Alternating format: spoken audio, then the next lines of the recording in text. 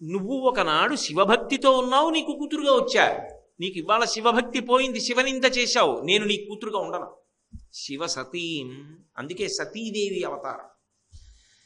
ఆమె అనుగ్రహం ఎక్కడుంటుంది అంటే శివభక్తి ఎక్కడుందో అక్కడ ఉంటుంది.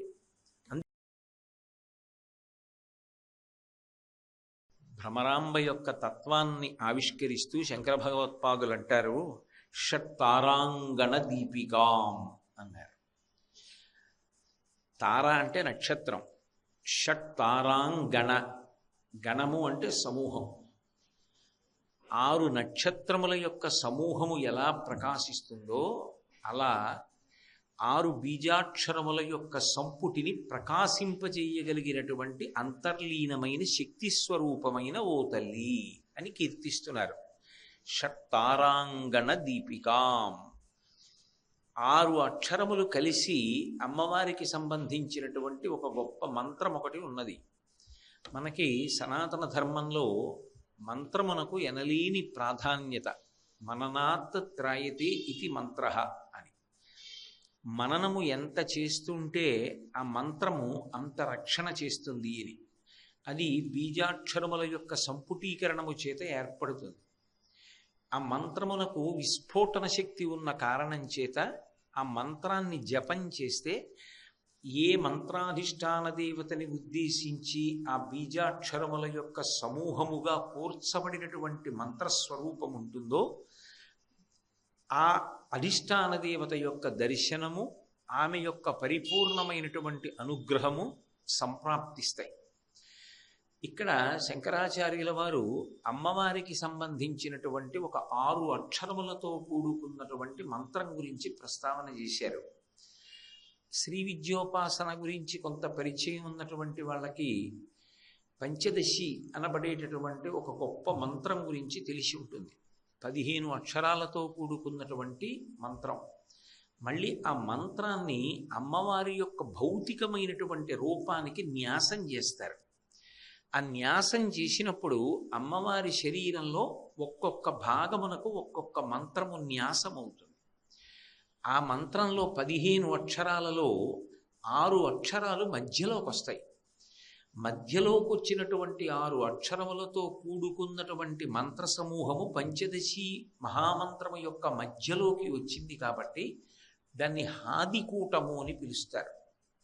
అలాగే దానికి కామరాజకూటము అని కూడా ఇంకొక పేరు ఉంది. అది అమ్మవారికి సంబంధించినటువంటి పంచదశి మహామంత్రంలో అత్యంత ప్రధానమైనటువంటి 6 అక్షరములతో కూడుకున్నటువంటి ఒక మంత్రముగా 3 సమూహంలో ఒకటిగా చేరి ఉంటుంది. ఈ అక్షరముల లోపలే ఉండి శక్తిగా దాన్ని జపం చేసినప్పుడు ఆ 6 అక్షరములను పలుకుతుంటే పలకగా పలకగా పలకగా పలకగా అలా జపం చెయ్యగా చెయ్యగా చెయ్యగా ఆ మంత్రాధిష్టాన దేవత యొక్క అనుగ్రహము కలుగుతుంది. కలిగి ఆమె సాక్షాత్కరిస్తుంది. అది దేవీ భాగవతంలో కూడా నిరూపణం చేశారు. సుదర్శనోపాఖ్యానం అనబడేటటువంటి ఉపాఖ్యానంలో తెలిసో తెలియకో ఆ సుదర్శనుడు అనబడేటటువంటి వ్యక్తి అమ్మవారికి సంబంధించినటువంటి ఒక బీజాక్షరాన్ని పలుకుతూ ఉండేవాడు ఎప్పుడు. అలా పలకగా పలకగా అకస్మాత్తుగా అమ్మవారి దర్శనమైంది. ఆ 6 అక్షరములలో అంతర్లీనంగా ఆ శక్తిని ఉంచి ఆ శక్తి విస్ఫోటనము జరిగి ఆ విస్ఫోటనము ద్వారా రక్షించగలిగినటువంటి శక్తిగా దాని ఎందుండి 6 అక్షరములను తేజోవంతం చేస్తూ వాటిని కాంతితో నింపి భక్తులను కాపాడుతున్నటువంటి ఆ శక్తి స్వరూపము ఏదైతే ఉందో ఆమెని ఇందులో స్తోత్రం చేస్తున్నారు. అంటే ఇది మంత్ర సంబంధమైనటువంటి విశేషం కాబట్టి ఇది పంచదశి అనబడేటటువంటి మహామంత్రంలో హాదికూటమునకు సంబంధించినటువంటి మంత్రము. అందులో 6 అక్షరాలు ఉంటాయి కాబట్టి దానికి కామరాజకూటము అని కూడా ఒక పేరుంది. ఆ మంత్రం అమ్మవారికి సంబంధించినది. దాని యొక్క శక్తి అంతా అమ్మవారి అని తెలుసుకుంటే అక్కడ వరకు వ్యాఖ్యానానికి సరిపోతుంది. అంతకు మించి అంది లోపలికి వెళ్ళవలసిన అవసరం ఉండదు, మంత్ర సంబంధమైన విశేషం కనుక. శివసతీం అలా పంచదశి మహామంత్రాన్ని అంతటినీ కూడా ప్రకాశింపచేసేటటువంటి శక్తి స్వరూపంగా ఉన్నటువంటి అమ్మవారు శాబ్దిక శక్తి అంటారు. శబ్ద బ్రహ్మమయీ చరాచరమయీ జ్యోతిర్మయీ వాంగ్మయీ అంటారు మీనాక్షి అమ్మవారి గురించి మాట్లాడుతూ శంకరాచార్యుల వారు. ఎందుకనంటే మనకి శబ్దము ధ్వని అని రెండు మాటలు ఉంటాయి. శబ్దము అంటే అర్థముతో కూడుకుని ఉన్నది ఏది ఉందో దానిని శబ్దము అంటారు. అందుకే వేదమునకు శబ్దరాశి అని పేరు. అదే ప్రమాణం. అసలు నిజానికి ఆ శబ్దము ఏదైతే ఉందో అదే మనుష్య జన్మకి సార్థక్యాన్ని తీసుకొస్తుంది. శబ్దము వలననే కదా ఒకరిలో ఉన్న భావము ఇంకొకరిలోకి వెడుతోంది. శబ్దము ద్వారానే కదా మాటల ద్వారానే కదా ఎంత కష్టంలో ఉన్నవాడికి శాంతి కల్పిస్తున్నాం. ఆ శబ్దమునందు అంతర్లీనమైనటువంటి శక్తి స్వరూపంగా ఉండి భావనలు అర్థమయ్యేటట్టుగా ఒకరికి ఇంకొకరికి అవగాహన స్వరూపముగా నిలబడగలిగినటువంటి శక్తి అనుభవమునకు తెలుస్తుంది, కానీ భౌతికముగా అందదు. నేను అన్న మాట మీరు పట్టుకున్నారో లేదు. ఇప్పుడు నేను ఒక మాట మాట్లాడుతున్నాను అనుకోండి, షట్తారాంగణ దీపికాం అని నేను అన్నప్పుడు ఏమిటి ఆ షట్తారాంగణ దీపికాం అన్న దాని గురించి నేను మాట్లాడుతుంటే ఓ ఇది హాదికూటములకు సంబంధించిన విశేషం అన్నమాట అని మీకు అర్థమైంది. కానీ నాలో కదిలినటువంటి భావం కానీ ఆ భావము శబ్దస్వరూపాన్ని పొందడం కానీ ఆ శబ్దము వాయువులో ప్రవేశించి రూపాన్ని పొందకుండా బయలుదేరి తరంగముల రూపంలో రావడం కానీ అది చెవిగుండా లోపలికి వెళ్ళినప్పుడు కర్ణభేరి గ్రహించి మనసుకి అందిస్తే నేను ఆవిష్కరించిన భావం మీకు తెలిసి మన ఇద్దరి మధ్య ఒక సమన్వయం ఏర్పడి ఇప్పుడు మాకు ఇది తెలిసింది అని అనడానికి హేతువైనది ఏది అంటే శబ్దము. ఆ శబ్దము ద్వారా అందుతోంది. ఇప్పుడు ఇది అనుభవంలోకి వస్తుంది. నేను చెప్పాను, మీరు విన్నారు, నేను చెప్పింది మీకు అర్థమైంది, అక్కడ వరకు తెలుస్తుంది. కానీ అసలు నాలో దీనికి సంబంధించిన ఈ భావాన్ని ఆవిష్కరించింది ఎవరు? వ్యక్తమవడానికి శబ్దస్వరూపంగా బయటికి వచ్చిందెవరు? ఆ ప్రయాణం చేసి అందరి చెవులలోంచి లోపలికి వెళ్ళిందెవరు? వెళ్ళి నేను చెప్పింది మీకు అర్థమైంది అనేటట్టుగా సభాపతిభ్యశ్చ ఓ నమో నమో అంటుంది ఎదుర్వేదం. సభాపతి చెప్పినది సభకు అర్థమైనది అని రెండు ఏకీకృతమయ్యేటట్టుగా నాకు ఏది తెలుసో అది మీకు తెలిసేటట్టుగా చేస్తున్నటువంటి ఆ శక్తి కనపడుతోందా? అనుభవములోకి వస్తోందంతే. శబ్దము అనుభవములోకి వస్తుంది. పృథివీ ఉందనుకోండి, అనుభవమునకు అందుతుంది, కంటితో చూడవచ్చు. అగ్ని ఉందనుకోండి, అనుభవంలోకి అందుతుంది, వేడిగా ఉందని కంటితో చూడవచ్చు. వాయువు ఉందనుకోండి, అనుభవంలో తెలుస్తుంది గాలేస్తోందని, కంటితో చూడగలరా? చూడలేరు. పంచభూతములే అయి ఉండొచ్చు, కానీ కొన్ని కొన్ని భూతముల యొక్క అనుభూతిని పొందగలరేమో, కానీ వాటిని కంటితో దర్శనం చేయడం కుదరదు. నీరుంది, కంటితోనూ చూడవచ్చు, అనుభవమును పొందవచ్చు. నీళ్లలోకి దిగాను, తెలుస్తుంది. గాలి తెలియదు, ఆకాశము తెలియదు. ఒకదానికన్నా ఒకటి సూక్ష్మభూతములవుతాయి. కొన్ని కొన్ని అనుభవంలోకి వస్తాయంతే. కానీ శబ్దమనబడేటటువంటి శక్తి యొక్క విస్ఫోటన శక్తి ఉన్నదే, అది మనిషి యొక్క జన్మకి సార్థక్యాన్ని కల్పిస్తుంది. ఎన్నో చదువుకోవడం కన్నా సారవంతమైనటువంటి విషయాన్ని విని తెలుసుకోవడం చాలా చాలా తేలిక.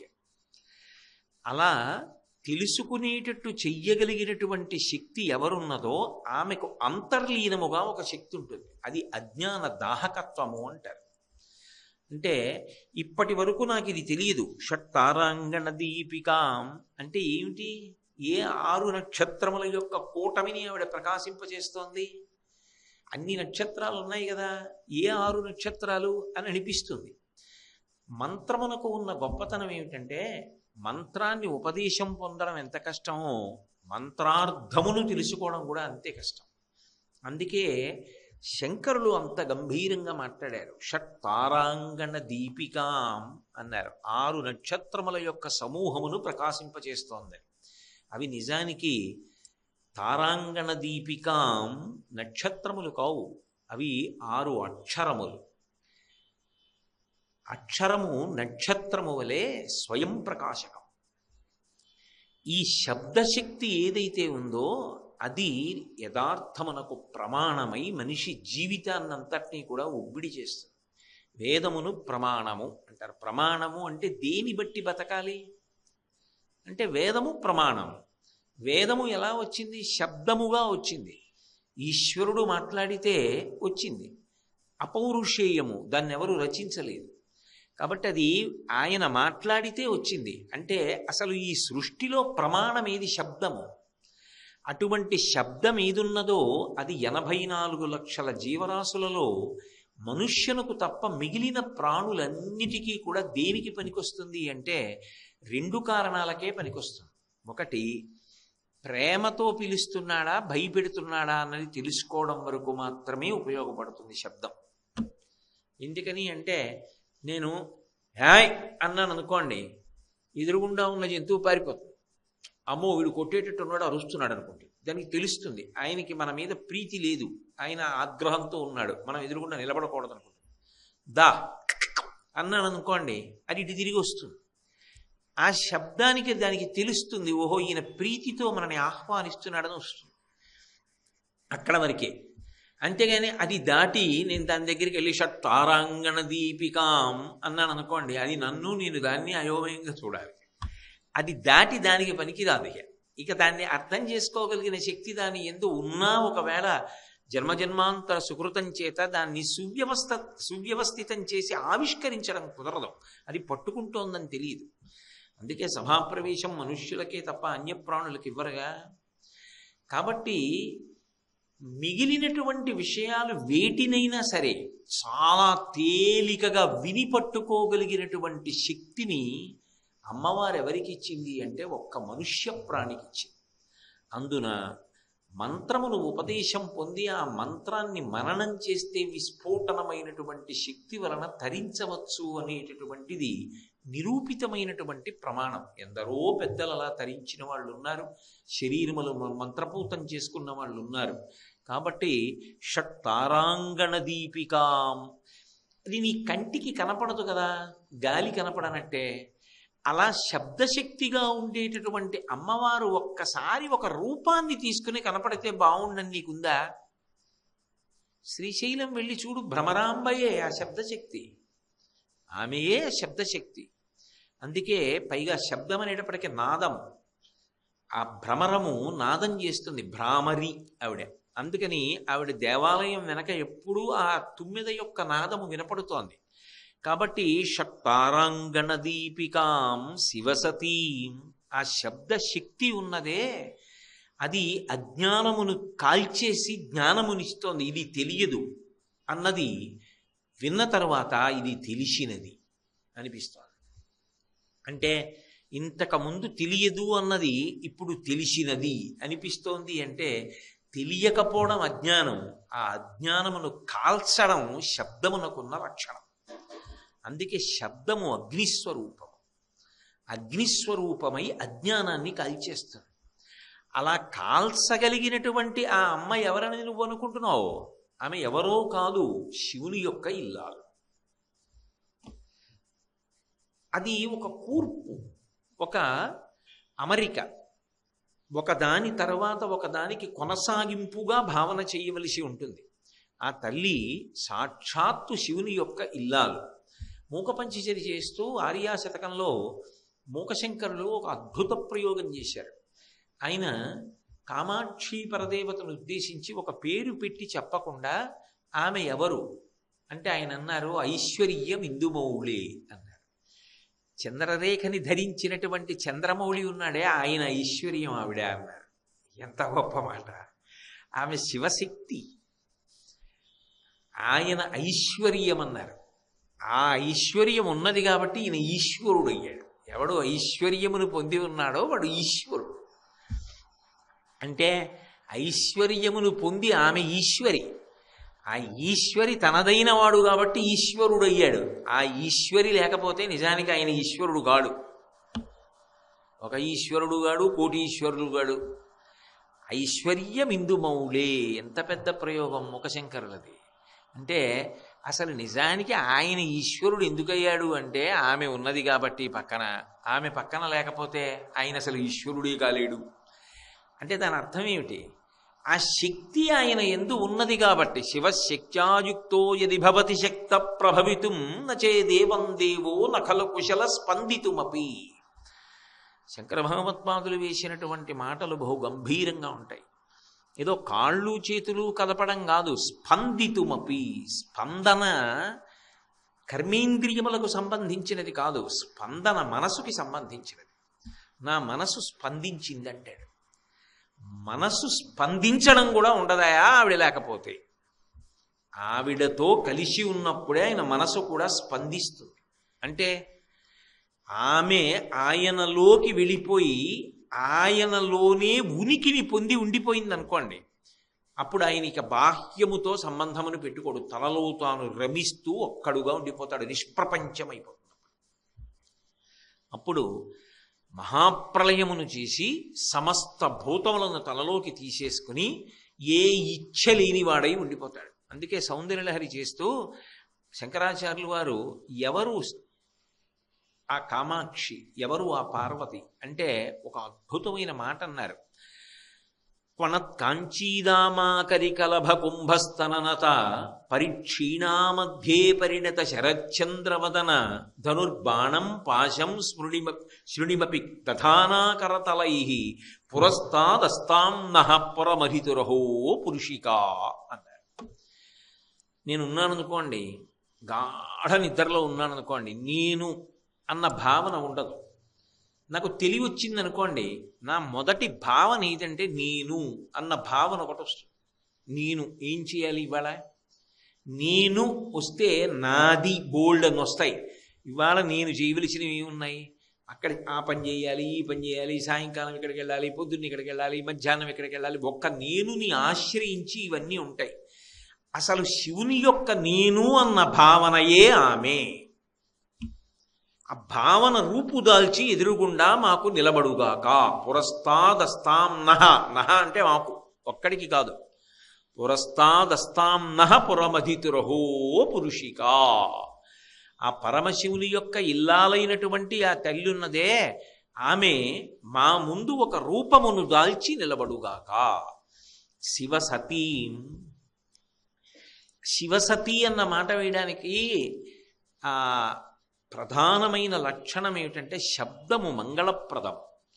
మీతో నేను మనవి చేసి ఉన్నాను కదూ, శబ్దము మీద అధికారము పొందడము, శబ్దమును ఉపాసన చేయుట అనేటటువంటిది మనిషి జీవితంలో తరించడానికి కారణం. ఒక్కొక్కరి నోటి వెంట అమంగళకరమైనటువంటి శబ్దము కూడా రాదసలు. నోరు విప్పితే మంగళప్రదమైనటువంటి మాట మాట్లాడతాడు. ఏదైనా ఒక భావావిష్కారం చెయ్యవలసి వస్తే ఏ విధమైనటువంటి అయోమయం లేకుండా, తొట్టుబాటు లేకుండా ఆ భావాన్ని శబ్దములో పొదివి పట్టుకునేటట్టుగా అక్షరములను సమూహములుగా పేర్చి వాక్య నిర్మాణం చేసి ఆవిష్కరిస్తాడు. అది ప్రజ్ఞ. ఆ ప్రజ్ఞగా కదిలేది కూడా ఎవరు అంటే ఆ తల్లి. ఎక్కడెక్కడ కదలికలున్నా ఆ తల్లి యొక్క స్వరూపమే తప్ప కదలికలన్నీ ఆగిపోయాయి అనుకోండి, ఎవరి యందు ఆగిపోయాయో, ఎవరి యందు కదిలాయో వాడు శివుడు. నేను అన్న మాట మీకు బాగా అర్థం కాలేదేమో. నేను మీకు ఒక ఉదాహరణ చెప్తే పట్టుకుంటారు. నేను ఒక తటాకం దగ్గరికి వెళ్ళి నిలబడి చూశాను. అద్దం ఎలా ఉంటుందో అలా ఉంది. దాని అడుగున ఉన్న ఆ కుళ్ళిపోయిన ఆకులు, రాళ్ళు, పెంకులు ఇవన్నీ కూడా కనపడుతున్నాయి. ఆ తటాకంలో ఏమీ కదలిక లేదు. అద్దం పెడితే ఎలా ఉంటుందో అలా ఉంది. ఇప్పుడు అలా కదలిక లేకుండా ఉన్నటువంటి సరోవరాన్ని శివుడు అంటాడు. ఇప్పుడు నేను ఒక చిన్న బెడ్డబొక్కోటి తీసి ఆ సరోవరంలో వేశా. అసలు ఇది అద్దమా నీరా అని అనుమానం వచ్చి బెడ్డముక్క వేశాను. ఇప్పుడు ఎక్కడ బెడ్డముక్క వేశానో అక్కడ తరంగములు వస్తాయి, నీటిలో కదలికలు వచ్చాయి. ఎక్కడొచ్చాయి కదలికలు? నీటిలో వచ్చాయి. నీరు లేని తరంగము లేదు, తరంగము లేని నీరు ఉంటుంది. కెరటములు లేని సముద్రం ఉంటుంది, సముద్రం లేకుండా కెరటాలు ఉండవు. ఇప్పుడు ఆ తరంగములు బయలుదేరి వచ్చాయి. ఎక్కడొచ్చాయి? ఆ తటాకములోనే వచ్చాయి. అలా ఒడ్డుకి వెళ్ళినటువంటి తరంగాలు మళ్ళీ ఒక 5 నిమిషాల తర్వాత ఆ తటాకములోనే లీనమైపోయి తరంగములు లేకుండా మళ్ళీ అద్దంలా అయిపోయి. అంటే కదలిక ఎక్కడొచ్చింది? శివుడిలో వచ్చింది. కదలిక ఎందులోకి అణిగిపోయింది? శివుడిలోకి అణిగిపోయింది. అందుకని శివసతీం, ఈ కదలికలన్నీ, ఈ శక్తి అంతా ఎవరిని ఆశ్రయించి ఉంటుంది అంటే శంకరుణ్ణి ఆశ్రయించి ఉంటుంది. అందుకే వాళ్ళిద్దరూ ప్రకృతి పురుషులై ఉంటారు. శివసతీం, సతీం అన్న శబ్దానికి ఉన్నటువంటి గొప్పతనం ఏమిటంటే ఆమె అంత శక్తివంతురాలయ్యుండి కూడా ఆయనతో కలిసి ఉండని నాడు ప్రయోజనమును ఆవిష్కరించదు. మళ్ళీ కొంచెం మీ మాట యోమయంగా ఉంది అంటారేమో. నా దగ్గర గంటకి 100 కిలోమీటర్ల వేగంతో వెళ్ళిపోగలిగినటువంటి ఒక 4 చక్రములు కలిగిన వాహనం ఉంది. ఇప్పుడు ఈ కారు చాలా మంచిదే కానండి, ఇది కదలటం లేదు ఈ మధ్య, ఇది పాడైంది అన్నారనుకోండి, అది ఎక్కి ప్రవచనానికి వస్తానా? రాను. కదలగలిగినటువంటి పరిగెత్తగలిగిన ఇంజిన్ ఉంది, కారు లేదండి అన్నారు. ఇంజిన్ ఒకటి ఉంటే పనికొస్తుందా? ఇంజను కారు కలిపి ఉన్నాయి, కావలసినప్పుడు వెడుతుంది, అవసరమైతే ఆగుతుంది అన్నారు. అది ఎక్కి ప్రవచనానికి వస్తారు. హార్స్ పవర్ అంటారు. అందుకే అదే కాళిదాస మహాకవి అశ్వధాటిలో వాడాడు, ఘోటి కులా దదిక ధాటి అని. ఆశ్విక శక్తి అంటామే, కారుని ఆశ్రయించినటువంటి శక్తి, పాలని ఆశ్రయించినటువంటి పోషణ శక్తి, నీటిని ఆశ్రయించిన దాహమును తీర్చగలిగిన శక్తి, అగ్నిని ఆశ్రయించిన దాహక శక్తి, ఆయనను ఆశ్రయించి ఆమె ఉంటుంది. అందుకే బాహ్యంలో మీరు ఎప్పుడైనా పురాణాన్ని చూశారనుకోండి, ఇదే జరగనిది కాదు, జరిగినదే బయట పరిశీలనం చేస్తే ఆమె ఎప్పుడూ కూడా ఆయనను ఆశ్రయించి ఉంటుంది. ఆయనను తక్కువ చేయడం ఆమె అంగీకరించదు. అందుకే మీరు చూడండి, దక్షయజ్ఞ ధ్వంసం జరిగినప్పుడు ఆమె దక్షుని యొక్క కుమార్తెగా ఉండడానికి ఒప్పుకోకపోవడానికి ఒక కారణం ఉంది. దక్షుడికి కూతురుగా రావడం వచ్చింది. ఎందుకు వచ్చింది అంటే ఎంతమందికైనా ఆవిడ కూతురుగానే వస్తుంది. అసలు నిజంగా చెప్పాలి అంటే ఎక్కడెక్కడ కూతురున్నా ఆవిడే. నా కూతురైనా ఆవిడే, మీ కూతురైనా ఆవిడే, మీ అందరూ ఆవిడే. ఎక్కడ కూతురున్నా ఆవిడే. కానీ ఆమె మాత్రం ఒక్క శంకరుడికి భార్య. ఎంతమందికైనా కూతురుగా రావడానికి అంగీకరిస్తుంది. అందుకే ఒకప్పుడు కాత్యాయన మహర్షికి వచ్చింది కాత్యాయని, భృగువుకి కూతురుగా వచ్చింది భార్గవి, హిమవంతుడికి కూతురుగా వచ్చింది హైమవతి, ఆకాశరాజుకి కూతురుగా వచ్చింది పద్మావతి, జనక మహారాజు గారి కూతురుగా వచ్చింది సీతమ్మ, పర్వతరాజపుత్రిగా వచ్చింది పార్వతి. కానీ ఆమె భర్త మాత్రం పరమాత్మయే, ఆయనను ఆశ్రయించి ఉంటుంది. ఇందులో శివసతీం అనుగమిస్తుంది. ఆమె భర్తృ నిందని ఒక్కదాన్ని మాత్రం ఆవిడ భరించదు. ఆమెకి ఎంత భరించగలిగిన శక్తి ఉంటుంది అంటే ఈ సమస్త ప్రాణులను భరించగలదు. భర్తృ నిందని మాత్రం ఆమె అంగీకరించదు. అందుకే దక్ష ప్రజాపతి శివనింద చేశాడనుకోండి, ఆమె సభామధ్యంలో ప్రతిజ్ఞ చేసింది, నరుడు అజ్ఞానమునన్ భుజించిన జుగుప్సంబైన ఎన్నంబు సయ్యన వెళ్ళించి పవిత్రుడైన గతి దుష్టాత్ముండవై ఈశ్వరున్ అఘను దూషించిన నీ తనూభవ అనంగానోర్వ హేయభాజనమైన ఈ శరీరమున్ విడిచి భాస్వచ్యుద్ధి ప్రాపించదన్. ఒకప్పుడు నువ్వు శివభక్తిని పొంది ఉన్నావు, నీకు కుమార్తెగా వచ్చి కీర్తి తెచ్చా, దాక్షాయణి అని పేరు పెట్టుకున్న, దక్షుడి కూతురు అని లోకానికి తెలియాలని. నేను ఇదే శరీరంతో ఉంటే ఎక్కడికి వెళ్ళినా దాక్షాయణి అంటారు. నువ్వు ఇప్పుడు శివనింద చేశావు కాబట్టి ఇక ఈ శరీరంతో ఉంటే దాక్షాయణి అని పిలుస్తారు. నీకు ఇక ఆ గౌరవం దక్కడానికి వీల్లేదు. అందుకే ఆమె ఉపమానం ఏం చెప్పిందంటే, నరుడు అజ్ఞానమునన్ భుజించిన జుగుప్సంబైన ఎన్నంబు సయ్యన వెళ్ళించి పవిత్రుడైన గతి. ఎంత బాగుందే పులుసు, ఇవాళ చాలా బాగా పెట్టావు అన్నాడు మధ్యాహ్నం భోజనానికి వచ్చి. ఇంకో మాట కలుపుకోండి, ఇంకో మాట కలుపుకోండి అని పోసింది. కలుపుకున్నాడు, అయిపోయింది. కొద్దిగా ఉంది, పెరుగన్నంలో నంచుకుంటాను పోసేయి అన్నాడు. ఆఖరి నాకు ఇన్నెత్తి గరిట్లో పోస్తోంది, అందులో బల్లిపిల్ల ఉంది. అయ్యో అంత బాగున్న పులుసు ఇప్పుడు నేను లోపలికి వెళ్ళిపోయింది, నేను వదలను సుమా అంటాడా? నరుడు అజ్ఞానమునం భుజించిన జుగుప్సంబైనయన్నంబు, బల్లిపడ్డ పులుసు నోట్లో వేలు పెట్టి కక్కేస్తాడు. సయ్యన వెళ్ళించి పవిత్రుడైన గతి, ఇక అది లోపల ఉండడానికి వీల్లేదు. నువ్వు ఒకనాడు శివభక్తితో ఉన్నావు, నీకు కూతురుగా వచ్చా. నీకు ఇవాళ శివభక్తి పోయింది, శివనింద చేశావు, నేను నీ కూతురుగా ఉండను. శివ సతీం, అందుకే సతీదేవి అవతారం. ఆమె అనుగ్రహం ఎక్కడుంటుంది అంటే శివభక్తి ఎక్కడుందో అక్కడ ఉంటుంది. అందుకే మనం సాధారణంగా ఎవరైనా శరీరం వదిలిపెడుతూ చెప్పిన మాట ఏదుందో అది ఇక ప్రమాణంగా స్వీకరిస్తారు, మరణవాంగ్మూలం అంటూ ఉంటారు. ఆమె సతీదేవిగా అవతార పరిసమాప్తి చేస్తూ లోకానికో సందేశం ఇచ్చింది. భవో నహోద్భీష్టి శివం శివే తరహ. నువ్వు శివుణ్ణి ద్వేషించావు, నీకు శివం ఉండదు, నీకు మంగళం ఉండదు, నీకు శుభములు జరగడానికి అవకాశం లేదు, ఇక పైన నీకు అన్ని అశుభములే జరుగుతాయి. అది జరిగిందా లేదా? దక్షుడికి కంఠం కూడా పోయింది కదూ. తర్వాత మళ్ళీ శివానుగ్రహం కలిగితే ఏదో ఆ గొర్రెపోతు కంఠం తీసుకొచ్చి పెట్టారు. కాబట్టి ఆ తల్లి శివుని యొక్క భక్తి ఉన్నంతకాలం ఆయనకి కూతురుగా ఉంది. శివభక్తి తొలగిపోతే ఆమె వెంటనే విడిచిపెట్టేసి దాక్షాయిణి అన్న పేరుంచుకోవడానికి కూడా ఇష్టపడాల. చమత్కారం ఏమిటంటే లోకంలో పెళ్ళిళ్ళు పాడి చేసేవాళ్ళు అని కొంతమంది ఉంటారేమో, ఏదో కారణాల చేత ఎవరింట్లోనో పెళ్లి కుదిరితే ఆ పెళ్లి పాడి చేసేవాడు ఉంటాడు. వాడికి ఏ స్వార్థం ఉంటే చేసే పనులు ఉంటాయి కొన్ని అలాంటి వాళ్ళు. కానీ నాకు తెలిసినంత వరకు ఈ లోకంలో తన పెళ్లి పాడు చేసుకోవడానికి ప్రయత్నం చేసిన తానే అయిన వాడు శివుడు ఒక్కడే. ఎందుకంటే ఆయన గురించి తపస్సు చేసింది ఆవిడ అపర్ణ. ఆవిడేం సామాన్యురాలు కాదు, మహాతల్లి. అటువంటి ఆవిడ తపస్సు చేసింది. ఇంత తపస్సు చేస్తే మేనకా హిమవంతులు త్రికరణ శుద్ధిగా కన్యాదానం చేద్దామని అంతకు ముందు అనుకున్నా ఆయన ఒక గొప్ప పరీక్ష పెట్టాడు ఆవిడికి. పార్వతీదేవి దగ్గరికి వెళ్ళి ఒక బ్రహ్మచారి రూపంలో వెళ్ళాడు. వెళ్ళి అదే పనిగా శివనింద చేశాడు. నువ్వు చూస్తే ఇంత అందంగా ఉంటావు, నువ్వు చూస్తే ఇంత లాలిత్యంగా ఉంటావు, ఇన్ని భూషణాలు వేసుకుంటావు, ఆయన ఎక్కడ దొరికాడమ్మా నీకు?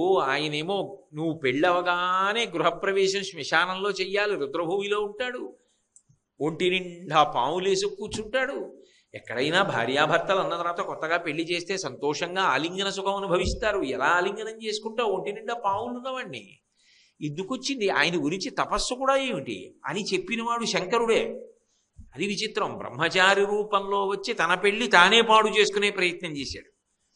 సాధారణంగా నేను కానీ తప్పు చేశానా ఏమి అన్న భావన ఏదో ఉండాలి కదా ఎక్కడైనా.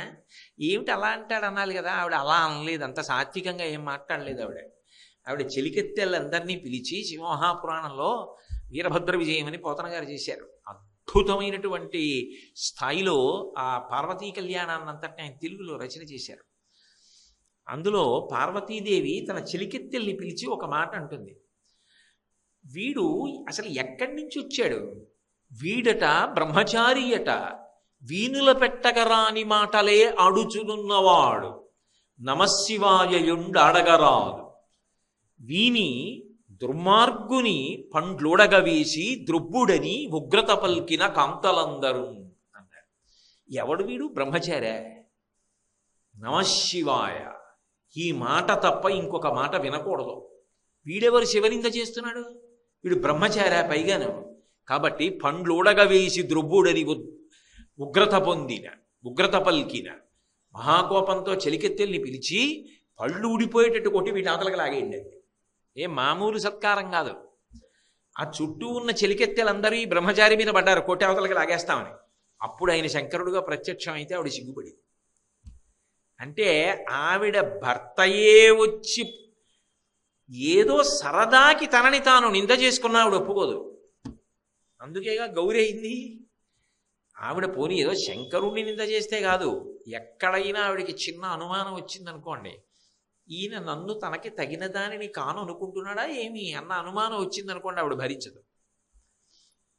అసలు ఆయనకి పాపం రంగు ముచ్చట్లు ఇలాంటివి ఏమి ఉండవు. శివుడికి స్ఫటిక మణినిభం తెల్లగా ఉంటాడు. ఆవిడ కాళీ నల్లగా ఉంటుంది. ఏమో ఎందుకన్నాడో, ఏదో అసలు జరగవలసిన ప్రయోజనం వేరే ఉంది, రాక్షస సంహారం జరగాలి. ఓసారి ఇలా ఆవిడ వంక చూశాడు, ఓసారి తన వంక ఇలా చూసుకున్నాడు. చూసుకుని నవ్వు నవ్వి కాళీ అన్నాడు.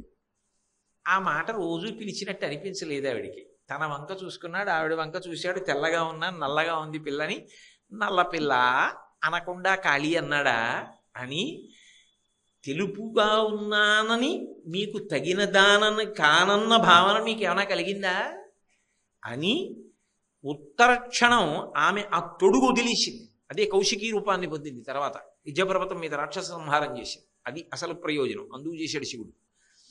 ఆమె తెలుపు, పసుపు, ఎరుపు రంగులు కలిసినటువంటి గౌరవర్ణాన్ని పొంది పక్కన కూర్చుని, ఆ పుట్టి తెలుప ఈ గౌరవర్ణమా ఏది బాగుందండి, ఏమిటి కాళీ అన్నందుకే ఇంత ఉద్ధతి అన్నాడు. ఏమో మీకు తగిన దానను నేను కానన్న మాట సూచనప్రాయంగా మీ నోటి వెంట వచ్చినని తట్టుకోలేదు. శివ సతీం అంతగా వాళ్ళిద్దరూ పెనవేసుకుపోయి ఉంటారు, అంత కలిసిపోయి ఉంటారు. అందుకే శంకరాచార్యుల వారు శివానందలహరి చేస్తూ ఆ సంధ్యారంభ విజృంభితం శృతిశిరస్థానాంతరాధిష్ఠితం సప్రేమ భ్రమరాభిరామసకృత్సద్వాసనాశోభితం భోగీంద్రాభరణం సమస్త సుమన పూజ్యం గుణావిష్కృతం సేవే శ్రీగిరి మల్లికార్జున మహాలింగం శివాలింగితం అంటారు. ఒక చెట్టుని, అది తెల్లగా ఉంటుంది, మద్ది చెట్టు, తెల్ల మద్ది చెట్టు, శ్రీశైలంలో స్థలవృక్షం. భ్రమరాంబ అమ్మవారి దేవాలయం మెట్లు దిగి ఎడంపక్కకి వెళ్ళగానే ఉంటుంది. మళ్ళీ శివాలయం మెట్లు దాకా, ఆ మెట్లు దిగి భ్రమరాంబ అమ్మవారి గుడి దగ్గర నుంచి వస్తే శివాలయానికి కుడి చేతి వైపు ఉంటుంది. ఆ చెట్టు తెల్లగా ఉంటుంది శివుళ్ళే. అందుకని ఆ తెల్ల మద్ది చెట్టు అర్జున వృక్షం శివస్వరూపంగా చెప్తారు. మధ్యార్జునము అని తమిళ దేశంలో ఉంది, అక్కడ స్థల వృక్షం ఆ తెల్ల మద్ది చెట్టే, అర్జున వృక్షమే. శ్రీశైలంలో కూడా అర్జున వృక్షమే, హాటకేశ్వరంలో కూడా ఉంది అర్జున వృక్షం. శ్రీశైలం అంతా అర్జున వృక్షాలు, ఎందుకంటే శివ సంబంధం. శంకరులు ప్రదోష వేళలో శ్రీశైలానికి వెళ్ళేటప్పటికీ మల్లెతీగ అల్లుకున్న అర్జున వృక్షం కనపడింది. ఆయన అన్నారు, శివాలింగితం, పార్వతీదేవి చేత గట్టిగా కౌగలింపబడినటువంటి శివుడు నాకు ఇదిగో ఇక్కడే కనపడుతున్నాడు అన్నారు. వాళ్ళిద్దరూ ఎప్పుడూ విడిచిపెట్టి ఉండరు. శక్త్యా లోభయితుం నాహం ఐశ్వర్యేణ ధనేనమా అనన్యే రాఘవేణాహం భాస్కరేణ ప్రభాయధ అంటుంది సీతమ్మ సుందరకాండలో. పాలని విడిచి తెలుపుండదు, పువ్వుని విడిచి పరిమళం ఉండదు, సూర్యుణ్ణి విడిచి కాంతి ఉండదు, చంద్రుణ్ణి విడిచి వెన్నెల ఉండదు. ఇవన్నీ ఎలా ఒకదాని నుంచి ఒకటి విడివడకుండా కలిసి ఉంటాయో పార్వతీ పరమేశ్వరులు అలా కలిసి ఉంటారు. ప్రకృతి పురుషులు ఇద్దరూ కలిసి లేరనుకోండి, అసలు అదొక అయోమయంతో కూడుకున్న వ్యవస్థ అయిపోతుంది. అందుకే శివ సతీం ఎప్పుడూ కూడా భర్త యొక్క గౌరవాన్ని కోరుతుంది తప్ప ఆమె తనంత తాను ఎంత గొప్పదైనా రాజాధిరాజేశ్వరీం శ్రీమాత శ్రీ మహారాజ్ఞి శ్రీమత్సింహాసనేశ్వరి. కానీ శంకర భగవత్పాదులంతటి వారు కూడా సౌందర్యలహరి చేయవలసి వస్తే తిన్నగా అమ్మవారి గురించి మొదలుపెట్టారనుకోండి, ఇదేమిటి ఇంటి యజమాన్ని మానేసి నన్ను మొదలెట్టాడు అనుకుంటుందేమోనని ముందు శివనామం పలుకుతూ మొదలుపెట్టారు. శివశక్త్యా యుక్తో యది భవతి శక్త ప్రభవితం. సరస్వతీదేవి కూడా ఆవిడ దగ్గర కూర్చుని కచేరీ చేయవలసి వస్తే విపంచా గాయంతి వివిధమపదానం పశుపతే, ఆ వీణ మీద కీర్తన చేస్తూ శంకరుడు యొక్క గొప్పతనాన్ని పాడుతుంది. శంకరుడు అంత గొప్పగా ప్రవర్తించడానికి లోపల శక్తి స్వరూపంగా ఉన్నది ఆవిడ కాదు. కానీ ఆవిడ శివ సతీం, శివనామ సంకీర్తనము ఆవిడకి అంత ఇష్టం. శివ శివ అన్నారనుకోండి ఆవిడ పొంగిపోయి. అది ఆమె యొక్క పతివ్రత ధర్మము, ఆమెకు భర్త పట్ల ఉన్నటువంటి పరమ గౌరవం అటువంటి. కాబట్టి ఆ శబ్దశక్తి ఉన్నదే అది నిజానికి శివుడితో కలిసి ఉంటుంది. అందుకే మీరు చూడండి, అర్థమును ప్రతిపాదించేటటువంటి శబ్దము ఏదైనా సరే ఘర్షణ చేత ఉరిపిడి చేత వస్తుంది తప్ప తనంత తానుగా వచ్చే అవకాశం ఉండదు. భారతీయ సంగీత పరికరములు ఉంటాయి. వీణ ఒక తీగని గోటితో మీటారనుకోండి, అందులోంచి శబ్దం వస్తుంది. వైలిన్ ఒక తీగ మీద పుల్ల పెట్టి రాపాడించారనుకోండి, అందులోంచి శబ్దం వస్తుంది. కంఠము వాయువుతో ఉరిపిడి వచ్చిందనుకోండి, అప్పుడు ఆ శబ్దము పైకొస్తుంది. మృదంగం చర్మ సంబంధమైన వాద్యము, దాన్ని వేళ్లతో కొట్టారనుకోండి శబ్దం వస్తుంది. ధ్వని అర్థం ఉండదు. ఏదో పసిపిల్లవాడు ఉంగా ఉంగా అన్నాడు అనుకోండి తెల్లారకట్ట, దానికి ఏమిటండి అర్థం అని అడిగారు అనుకోండి, ఏమిటి ఉంటుంది అర్థం?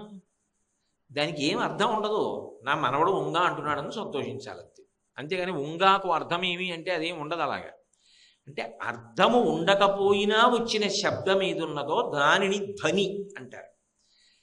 అర్థముతో కూడుకున్న దాన్ని శబ్దము అంటారు. శబ్దము ఒక ఆధారమును ఆశ్రయించి ఉంటుంది.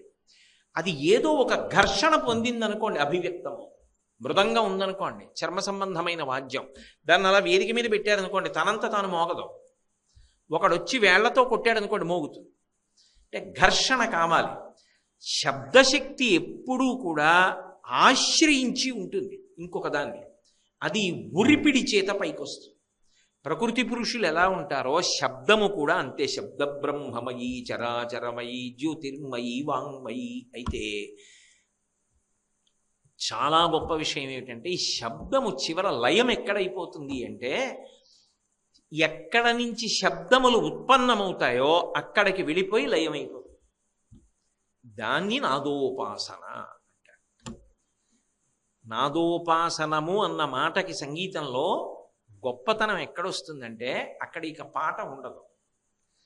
నాదోపాసన చేసినటువంటి విద్వాంసుడు ఏం చేస్తాడంటే పాట పాడి పాడి పాడి పాడి పాడి గొప్ప భావోద్వేగాన్ని పొంది ఆ ఉద్వేగమునందు ఈ లోపలే భగవతి యొక్క దర్శనాన్ని చేసి ఒక్కసారి ఆ శబ్దాన్ని ఆపేస్తాడు.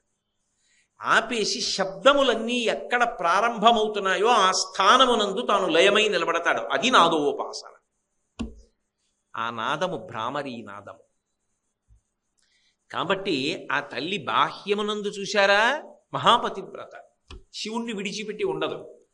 ఆంతరమునందు చూశారా ఆమె శబ్దశక్తి ఆధారముతో కలిసి ఉంటుంది. అంటే ఈ శ్లోకం దగ్గరికి వచ్చేటప్పటికి శంకరాచార్యుల వారు మంత్ర సంబంధమైన విషయంతో మొదలుపెట్టారు కాబట్టి శబ్ద సంబంధమైన విషయాన్ని విస్తరించారు. దాన్ని చాలా అందంగా ఆమె పాతివ్రత్యాన్ని ఆవిష్కరిస్తూ కలిపారు. అందుకని షట్తారాంగణ దీపికాం శివసతీం షడ్వైరి వర్గాపహాం. ఆమె యందు ఒక అద్భుతమైన శక్తి ఉంది. ఇది అనుగ్రహ శక్తి అంటారు. ఒక్కొక్క శక్తికి ఒక్కొక్క అనుగ్రహం ఉంటుంది అమ్మవారికి. ఈ అనుగ్రహ శక్తి ఏం చేస్తుందంటే ఏవి పతనం చేసేస్తాయో వాటిని సాధన కింద మార్చేస్తుంది. ఇది కలగడం కోసమే అమ్మవారిని ఉపాసన చేస్తారు. నిజానికి దేని కొరకు భగవతిని ఉపాసన చెయ్యాలి? ప్రత్యేకించి శారదా నవరాత్రులు అని ఇప్పుడు ఎందుకు చెయ్యాలి అసలు ఈ 9 రోజులు? అబ్బా 10 రోజులు కుంకుమార్చన అండి, రోజు రావాలా అండి, రోజు కుంకుమార్చన కూర్చోవాలా అండి అన్న పరిమితి ఎందుకు రావాలి? ఎందుకు శారదా నవరాత్రులన్నవి ఈ ఆశ్వీజ మాసంలో ప్రారంభంలో శుక్లపక్షంలో పెట్టారు అంటే, బ్రాహ్మీ ముహూర్తము అని ఒక ముహూర్తం ఉంటుంది, తెల్లవారుజాము కాలం. అది తనంత తానుగా పరమ పవిత్రం. ఆ సమయంలో మనసు లయమై దేన్ని మీరు పట్టుకున్నారో దాన్ని పట్టుకుంటుంది బాగా.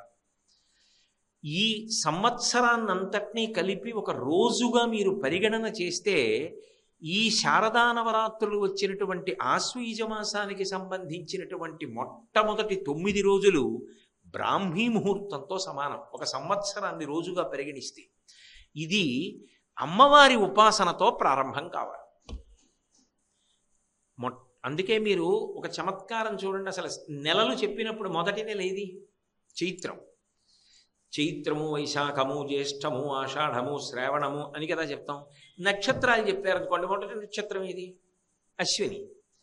అశ్విని నక్షత్రంతో చంద్రుడు కూడాడు అనుకోండి, ఏ మాసం వస్తుంది?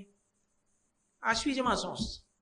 మొదటి నక్షత్రంతో కూడిన మాసం మొదటికి వచ్చిందా? రాలేదు. 27 నక్షత్రాల్లో 13 అటు 13 ఇటు వదిలితే చిత్తా నక్షత్రంతో కూడితే చైత్రమాసం మొదటికి వచ్చింది. ఉపాసనలో మాత్రం మొదటి మాసం ఏది అంటే ఆశ్వీజ మాసం. అక్కడ మొదలు. అందుకే ముందు గణపతి పూజ భాద్రపద మాసంలో విఘ్నేశ్వరుడికి మహానుభావ ఏ విఘ్నాలు లేకుండా చెయ్యి అని ఆయనకు నమస్కారం పెట్టి శ్రీ గురుభ్యో నమః, ఆషాఢ మాసంలో గురువు గారికి నమస్కారం పెట్టి అమ్మవారి దగ్గరికి వచ్చి కూర్చుంటాడు. ఇది బ్రాహ్మీ ముహూర్తం సంవత్సరంలో. ఇప్పుడు అమ్మవారి ఉపాసన చేశారనుకోండి, ఆ ఉపాసన వలన ఫలితమేమి? నాకు మనవడు పుట్టాలండి, నాకు మనవరాలు పుట్టాలండి, నేను ఆరోగ్యంగా ఉండాలండి, మా ఆవిడ ఆరోగ్యంగా ఉండాలి, నా కుటుంబం సంతోషంగా ఉండాలి, అందరూ సంతోషంగా ఉండాలి. మంచిదే, అందులో తప్పేమీ లేదు, కోరవలసింది. అవి ఒక గృహస్థుకి ఉండవలసినటువంటి అవసరములు. అవి ఇవ్వడం పెద్ద కష్టము కాదు ఆవిడికి. ఆవిడ కామకోటి. అది కాదు, ఆవిడ మనిషి జన్మని మనిషి జన్మగా సార్థక్యమిస్తుంది. అది శారద. అందుకే మొదటి 3 రోజులు మహాకాళి, తర్వాత 3 రోజులు మహాలక్ష్మి, తర్వాత 3 రోజులు మహాసరస్వతి. 9 రోజులు అలా ఉపాసన చేస్తారు సరస్వతీ పూజ అని. ఎందుకని అంటే ముందు మహాకాళీ స్వరూపాన్ని ఉపాసన చేసి దుర్గుణములను వదిలిపెట్టాలి. మహాలక్ష్మి ఉపాసన ద్వారా సుగుణములను అలవరుచుకోవాలి. సరస్వతి అనుగ్రహము వలన సిద్ధిని పొందాలి. అది నవరాత్రి క్రమం. అప్పుడు 9 ఏమైంది, తర్వాత 10లో చేరింది. ఏది 9? అంకెల్లో పెద్దది, సంఖ్యలో చిన్నది 10. 1 పక్కన 0 అయిపోయింది. ఏదా 1? పరమాత్మ. దాని పక్కన పూర్ణత్వాన్ని పొందింది. పూర్ణమద పూర్ణమిదం పూర్ణాత్ పూర్ణముదచ్యతే పూర్ణస్య పూర్ణమాదాయ పూర్ణమేవావశిష్యతే. అందుకు నవరాత్రులు.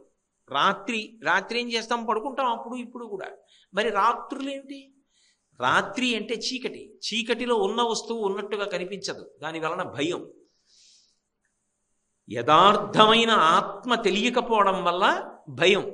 అసత్యమైన శరీరము సత్యం అనుకుని అది ఉండాలని కోరుకుంటాడు, కానీ అది ఉండదు, దాని ధర్మం అది వెళ్ళిపోతుంది.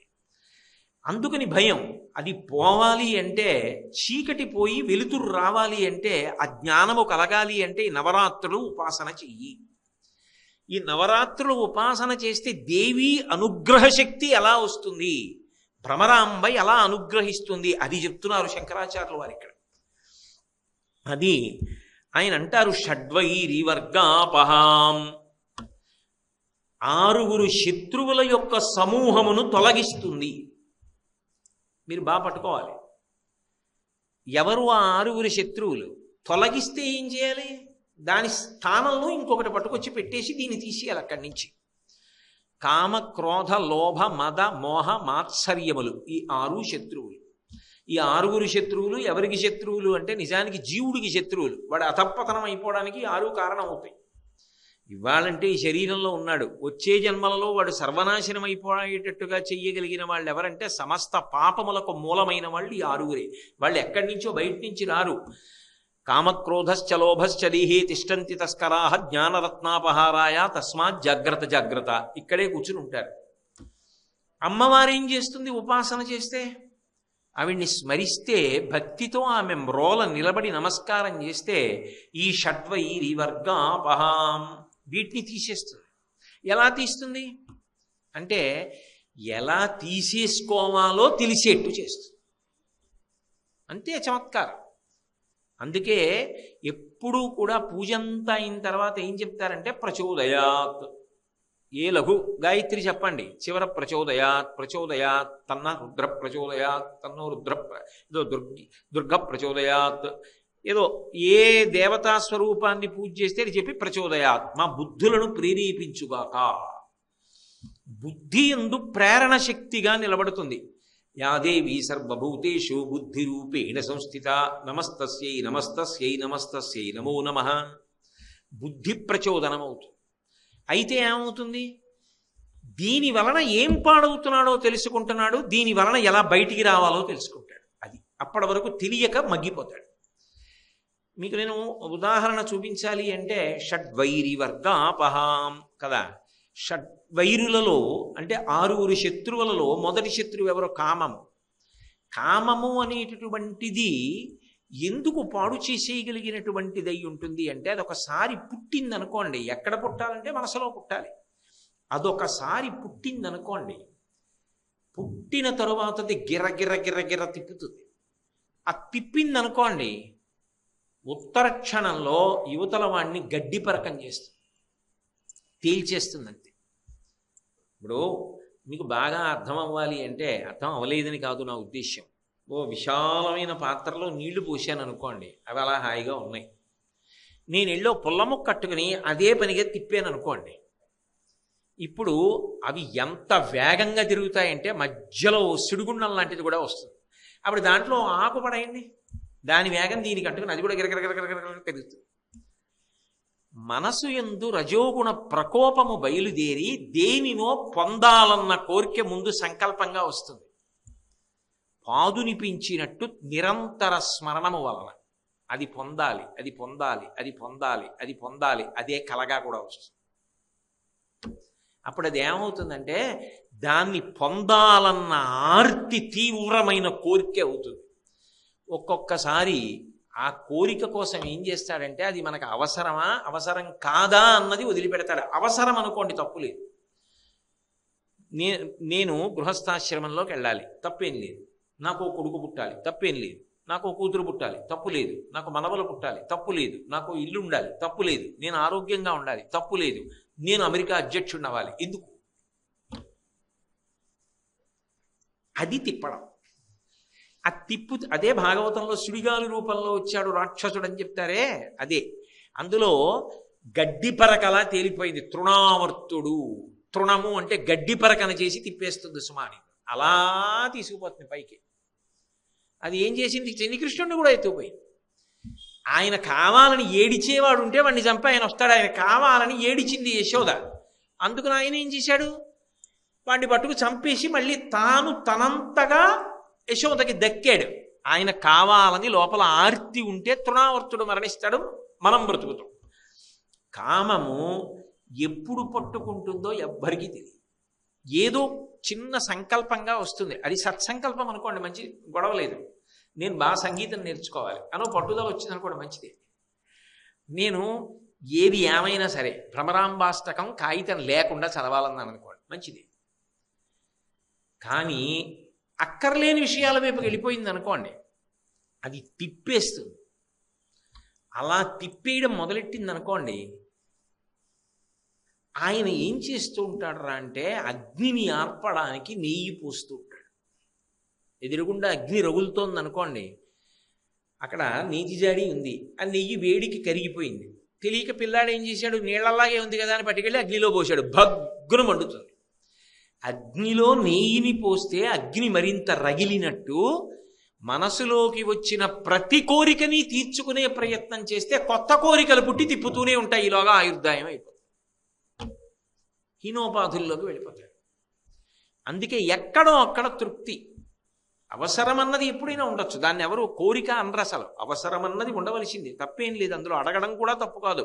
అర్థో జిజ్ఞాసురర్థార్థి జ్ఞానీచ భరతర్షభాన ఆయనే ఒప్పుకున్నాడు. అది ఏం చేస్తుందంటే, ఆ కామము నన్ను పట్టుకుంటోంది అని గ్రహిస్తాడు. అమ్మవారి అనుగ్రహం కలిగిందనుకోండి, నన్ను గడ్డిపరకని చేస్తోంది, నేను తిరుగుతున్నాను, అక్కరలేని విషయాల జోలికి నేను వెడుతున్నాను, నా జీవితం నిష్ప్రయోజనం అయిపోతుంది. ఇక మళ్ళీ ఇది రమ్మంటే వస్తుందన్న నమ్మకం ఏం లేదు మనుష్య జన్మ. మళ్ళీ నాకు స్వరపేటికి ఉంటుందని ఏమిటి నమ్మకం మిగిలిన ప్రాణులకు లేదు, నాకుంది.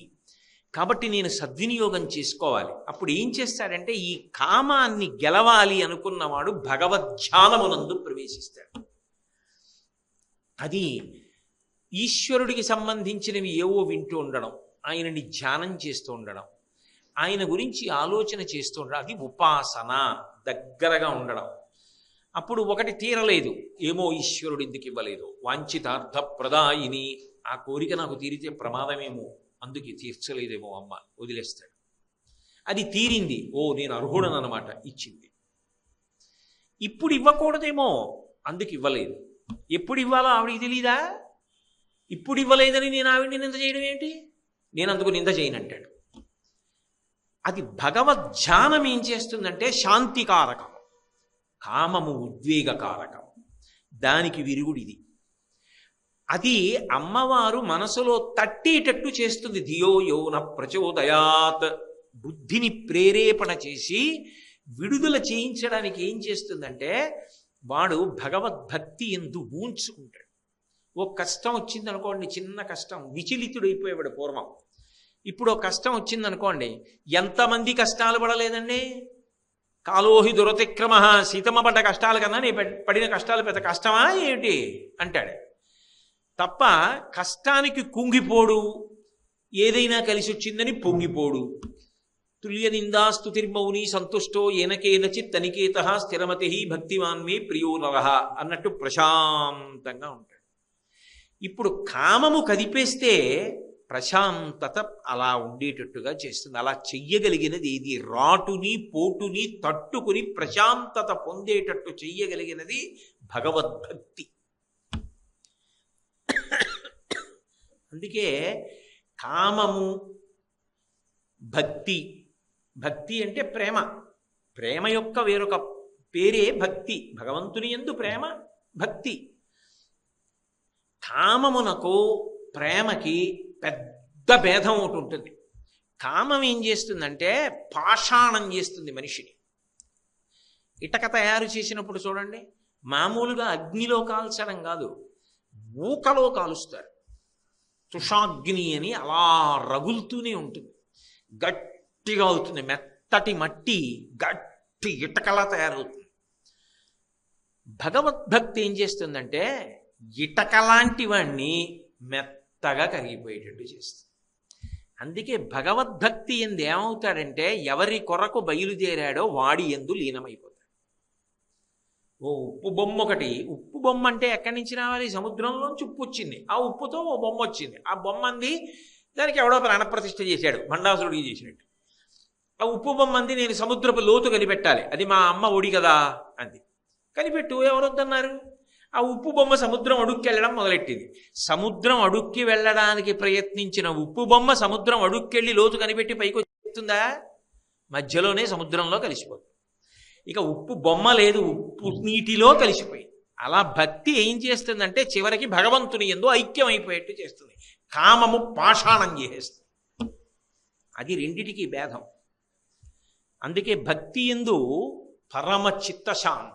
అందుకే శంకర భగవత్పాదులు శివానందలహరి చేస్తూ అంకోలం నిజబీజ సంతతి రయస్కాంతోపలం సూచికా సాధ్వీ నైజ విభుం లతాక్షితిరుహం సింధు సరిద్వల్లభం ప్రాప్నోతీహ యథా తథా పశుపతే పాదారవిందద్వయం చేతో వృత్తిరుపేత్య తిష్టతి సదా సా భక్తిరిత్యుచ్యతే అంటారు. కదిలి కదిలి కదిలి కదిలి నది వెళ్ళి సముద్రమునందు కలిసిపోతే ఇక నది సముద్రము అని రెండు లేవు. నది నీరు లేదు, నది పేరు లేదు, నది నీటి రుచి లేదు, సముద్రమునందు కలిసిపోయింది, ఇక విడదీయలేరు. భక్తి భగవంతుని యందు మొదలై భగవంతుని యందు పరిసమాప్తమైపోతుంది. కరిగిపోయేటట్టు చేసేది భక్తి. అందుకే అది శాంతినిస్తుంది. భక్తి శాంతి కారకము, కామము ఉద్వేగ కారణం. ఉద్వేగ కారణమైన కామమును తొలగించి భగవద్భక్తినిచ్చి శాంతినిస్తుంది. అప్పుడు ఏం చేస్తాడంటే ఏది రానివ్వండి ఆయన్ని ఆశ్రయించి ఉంటాడు. దానికి ఎవరినో వీళ్ళ వల్ల నాకు అనడం కాదు, నా పురాకృత కర్మ విశేషానికి ఫలితం ఇలా వచ్చిందంటే అంటాడు. దీన్ని భరించలేకపోతున్నాను కాబట్టి ఈశ్వర ఇంకెప్పుడు ఇటువంటి తప్పులు చేయకుండా నన్ను కాపాడు. అందుకే అది తనకు శాంతి, తన చుట్టూ ఉన్న వాళ్ళకి శాంతి. షడ్వైరి వర్గాపహాం. ఆవిడ ఏం చేస్తుంది అంటే కామము ఎక్కడ ఉద్ధృతమైనదో అక్కడ భగవత్ సంబంధమైన ధ్యానము కలిగేటట్టు చేస్తుంది. ఆ పెనుమార్పు తీసుకొస్తుంది. తెలియకుండానే ఇందులోంచి అందులోకి ఎడతాడు. ఇక్కడ ఎంత వేగంగా ఉండేవాడో అక్కడ అంత వేగంగానూ ఉంటాడు. ఇప్పుడు ఏం చేస్తాడు? నిద్ర లేచిన దగ్గర నుంచి ఏదో ఎప్పుడు తెల్లవారుతుంది, తెల్లవారక ముందు నేను స్నానం చేయాలి, ఏదో పూజ చేసుకోవాలంటాడు, గుడికి వెళ్ళాలంటాడు, ప్రదక్షిణం చేయాలంటాడు, అందరిలో భగవంతుడు ఉన్నాడంటాడు, నేను తినడమే కాదంటాడు, నలుగురికి పెట్టాలంటాడు, పూజ చేసుకోవాలంటాడు, శారదా నవరాత్రులు వస్తున్నాయి, ఇవి నిరర్థకం అయిపోతే ఎలా, ఈ 10 రోజులు నేను చెయ్యాలి కదా అంటాడు. ఉత్సాహంగా పరిగెడతాడు. అంతేగాని మానసికంగా కుంగిపోయి నా కర్మ ఇంకా 9 రోజులు ఉన్నాయా అంటూ వెళ్ళడం. 9 రోజులే ఉన్నాయా అని బాధపడుతూ పెడతాడు. ఆ ఉత్సాహమునిస్తుంది కామముతో ఉన్నప్పుడు. కామం అంటే అన్ని వేళలా స్త్రీ పురుష సంబంధం కాదు, కోరికలు అని.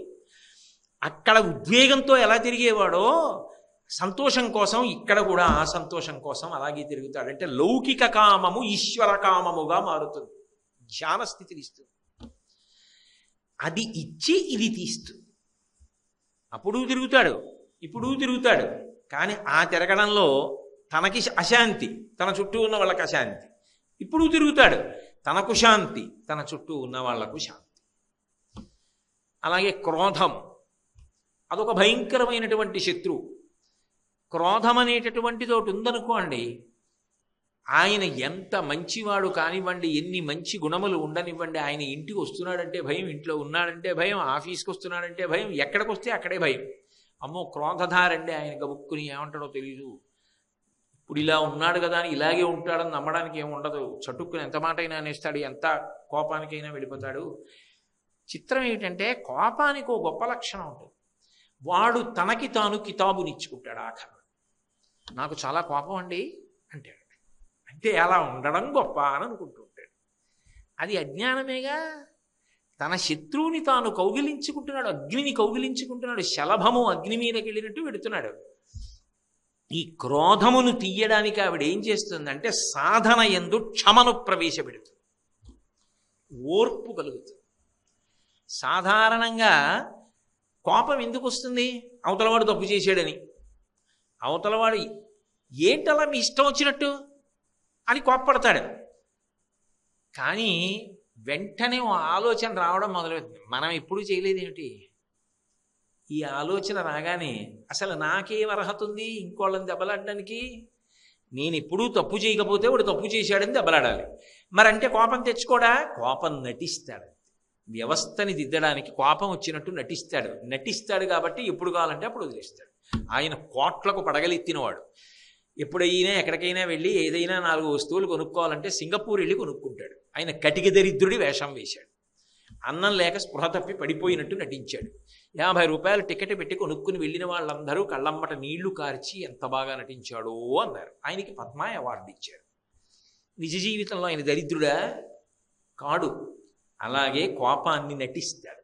అమ్మో ఎంత కోపం వచ్చిందో అనుకుంటారు, ఉట్టిది. ఆయన వెంటనే వదిలేయగలడు, నటనేగా.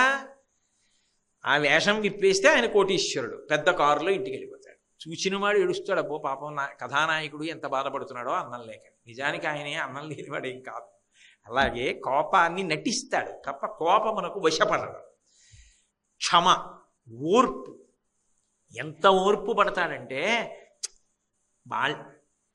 నా గురించి ఏం తెలుసండి అని కోప్పడతాడు. తెలియకేగా పాపం చేశారు, పొరపాటు నువ్వు అనుకుంటున్నావుగా, అయినప్పుడు ఎందుకు దాని గురించి అంత బాధపడిపోతావు? ఈశ్వరుడు వాళ్ళకి నాకు స్నేహము కుదుర్చుగాక, పరస్పరము అవగాహన కలుపుగాక. ఓర్పు పట్టు, భగవంతుణ్ణి ప్రార్థన చెయ్యి అని క్షమతోటి కోపాన్ని గెలుస్తాడు. అందుకే క్షమాదానం, క్షమాయజ్ఞం, క్షమా సత్యం హి పుత్రికాః, క్షమా ధర్మం, క్షమా యశః, క్షమయావిష్టితం జగత్ అన్నాడు కుశనాభుడు రామాయణంలో. అసలు క్షమాదానం, లోకంలో ఎన్నో దానాలు చేయక్కర్లా, ఓర్పు పట్టడం కన్నా గొప్ప దానం చేసిన వాడు లోకంలో ఇంకోటి ఉండడం. క్షమాయజ్ఞం, ఎన్నో యజ్ఞములు చేసిన వాడితో సమానం ఓర్పు పట్టినవాడు. క్షమా సత్యం హి పుత్రికాః, క్షమయే సత్యం, సత్యమే ఈశ్వరుడు. సత్యమేవేశ్వరో లోకే సత్యం పద్మాశ్రితా సదా, సత్యమూలాని సర్వాణి సత్యాన్నాస్తి పరమం పదం అంటాడు రాముడు. సత్యమే ఈశ్వరుడు, సత్యం శివం సుందరం. ఆ ఓర్పే సత్యం, ఓర్పే ధర్మము, ఓర్పే సమస్తము. అసలు ఆ ఓర్పు లేని నాడు ఈ లోకము లేదు. ఎవరో చిన్నవాడికి కోపం వచ్చిందనుకోండి పర్వాలేదు, బాగా శక్తి ఉన్నవాడికి కోపం వస్తే వాడు లోకాలను బాడి చేసేయడు. ఎవరికి ఓర్పు ఎక్కువ ఉండాలంటే ఎవడు బాగా చదువుకున్నాడో, ఎవడు బాగా శక్తివంతుడో వాడే ఎక్కువ ఓర్పుతో ఉండాలి. నేను చాలా గొప్పవాడిని కాబట్టి నాకు ఓర్పు తక్కువ అంటే కుదరదు. పెద్ద పెద్ద స్థానములలో ఉన్న వారికి ఎక్కువ ఓర్పు ఉండాలి. కాబట్టి క్షమ ఇది తీసేస్తుంది, అది పెట్టేస్తుంది. ఇప్పుడు ఏమవుతుంది? ఇన్నాళ్ళు కోపం, ఇప్పుడు ఆ కోపం పోయింది, ఓర్పు. నవ్వుతాడంతే, ఓన్లెద్దరో అంటాడు. అది ఒక నాటకం, అలా జరుగుతుంటాయి లోకంలో అంటాడు అని తన కర్తవ్యంలో తాను ఉంటాడు. లేకపోతే తన కర్తవ్యం నశించిపోతుంది, విచలితుడైపోతాడు. అలా అవ్వకుండా ఊంచుకుని ముందుకెడతాడు. అది క్రోధము స్థానములో క్షమని తీసుకొచ్చి పెడుతుంది. అది షడ్వైరి వర్గాపహాం, అందుకు ఉపాసన. దాని చేత జన్మ ధరించాలని. కామము, క్రోధము, లోభము. లోభము అంటే స్వార్థం, ఎందుకైనా పనికొస్తుంది, ఎవ్వరికి ఏమీ ఇవ్వడం. ఏమంటే దీనికి మీరు ఓ 10 రూపాయలు ఇవ్వాలి అంటే ఎందుకు, మనసులో ఉంటే చాలదా? మరి మీ అబ్బాయికి మామిడి పళ్ళు పంపించడం ఎందుకు, మనసులో ఉంటే చాలదా? మరి మీ అబ్బాయి తినాలని మామిడి పళ్ళు పంపించావు, మనసులో ప్రేమ ఉంది కాబట్టి మామిడి పళ్ళు పంపించావు. భగవంతుని విషయంలో మనసులో ఉంటే చాలదా అంటే మెట్ట వేదాంతం అంటారు. అది లోభము. అన్నీ ఉండిపోతాయి అనుకుంటూ ఉంటాడు. ఇవన్నీ నేను కూడబెట్టుకొని ఇవన్నీ నావి అన్న భావనతో తృప్తిని పొంది ఉండిపోవాలనుకుంటాడు. ఈ లోభము విరగడం అంత తేలిక విషయం కాదు. దాని అసాధ్యం కోలాలి కానీ అంటుకోవాలి కానీ అంటే ఒక్కసారి అది కానీ ఒక రూపాయితో అంటుకుంటే ఇంకా దొదలదు. అది ఎంత గొప్పగా ఉంటుంది అంటే ఎలకల్ని పట్టుకోవడానికి ఈ మధ్యకాలంలో కొత్తగాను గమ్ ప్యాడ్స్ అని వస్తున్నాయి, జిగురుతో కూడుకున్నటువంటి పలకలు. దాని మీద ఏదో వడో ఓ పకోడియో పెట్టారనుకోండి, ఎలక దాని మీదకి ఎక్కుతుంది, అంతే. స్థిరోభవ వరదోభవ ఏ కథలతో కాళ్ళు దానికి అంటుకుపోయి అలాగే ఉంటుంది. ఒకవేళ నిజంగా పట్టిన వాడికి దయగలిగిన వాడు కూడా తీయడు. అది ఎలా పట్టేసుకుంటుందో లోభం అలా పట్టేసుకుంటుంది. దాన్ని విరగ్గొట్టడం అన్నది అంత తేలిక విషయం కాదు. లోభం విరిగిపోవడానికి అమ్మవారు చేసేటటువంటి గొప్ప అనుగ్రహం ఏమిటంటే అనిత్యత్వం గురించి ఆలోచించగలిగిన శక్తిని ఆవిడిస్తుంది. మంచిదేనయా, ఇలా రూపాయి రూపాయి రూపాయి రూపాయి రూపాయి రూపాయి కూడబెట్టావు. కూడబెడుతుండగా రోజు అయిపోయింది, వారాలు అయిపోయాయి, 15 రోజులు అయిపోయాయి, నెల్లాళ్ళు అయిపోయాయి, జీతం వచ్చింది, అతి తక్కువ ఖర్చు పెట్టుకున్నావు, బాగా దాచావు, కనీసం నువ్వు కూడా కడుపు నిండా తినలేదు, ఒంటి నిండా బట్ట కట్టుకోలేదు, ఒకరికి పెట్టింది లేదు. మంచిదే, కానీ ఒకనాడు శరీరము పతనమైపోయింది. అంటే నా ఉద్దేశం దుర్వినియోగం చేయమని కూడా నేను చెప్పట్లేదు. శరీరము పతనమైపోయింది, జీవుడు ఈ శరీరంలోంచి వెళ్ళిపోతాడు. వాడు ఏం చేయాలి? ఇంకో శరీరంలోకి వెళ్ళాలి. మళ్ళీ అక్కడికి వెళ్ళాక కూడా ఆకలి, దాహము ఇవన్నీ ఉంటాయిగా. అక్కడ ఒక పిల్ల ఉంటుంది, అక్కడ పిల్లలు ఉంటారు. అప్పుడు ఏ పుణ్యం ఉందని అడ్డుపెట్టి నీకు ఇస్తారు? పుణ్యం ఉంటే కదా ఏమైనా వచ్చేది. అదే కదా శంకరాచార్యులు వారి కనకధారా స్తోత్రం, చేసిన పుణ్యం లేకుండా భగవద్ అనుగ్రహం ఎక్కడి నుంచి వస్తుంది? ఒరే, ఇవాళ వీళ్ళందరూ నా చుట్టూ ఉన్నారు, కుటుంబంలో మంచిదే, భార్యని పోషించవలసిందే, భార్యకు గొలుసు చేయించవలసిందే, బిడ్డల్ని ప్రేమగా చూడవలసిందే, వాళ్ళకు కొంత పెట్టవలసిందే. వాళ్ళతో పాటు కనపడని వాడు ఇంకోడు ఉన్నాడు, నీ జీవుడు. వాడు ఇవాళ వీళ్లతో ఉన్నాడు. ఈ శరీరము ఊపిరి ఆగిపోతే ఇక వాడికి వీళ్ళకి సంబంధం లేదు. ఫోటో గోడ మీద అంతే, ఉత్తర క్షణం వాడి ఫోటో పెట్టేస్తారు అక్కడ. అంతవరకు ఎందుకు? ఈ శరీరాన్ని అలా తీసుకొచ్చి ఇలా ఇంటికి వచ్చేటప్పటికి అక్కడ బల్ల మీద ఫోటో పెట్టి ఉంటుంది దండేసి, అన్ని అనుబంధాలు పోయి. ఆ తర్వాత ఫోటో బాగుంది ఫ్రేమ్ అని పెట్టేవాడు ఉంటాడు. ఈ ఫోటో కన్నా కాస్త నవ్వుతున్న ఫోటో ఎప్పుడైనా ఎక్కడైనా ఉంటే తెద్దురు అని ఈ ఫోటో తీసేసేవాడు ఉంటాడు.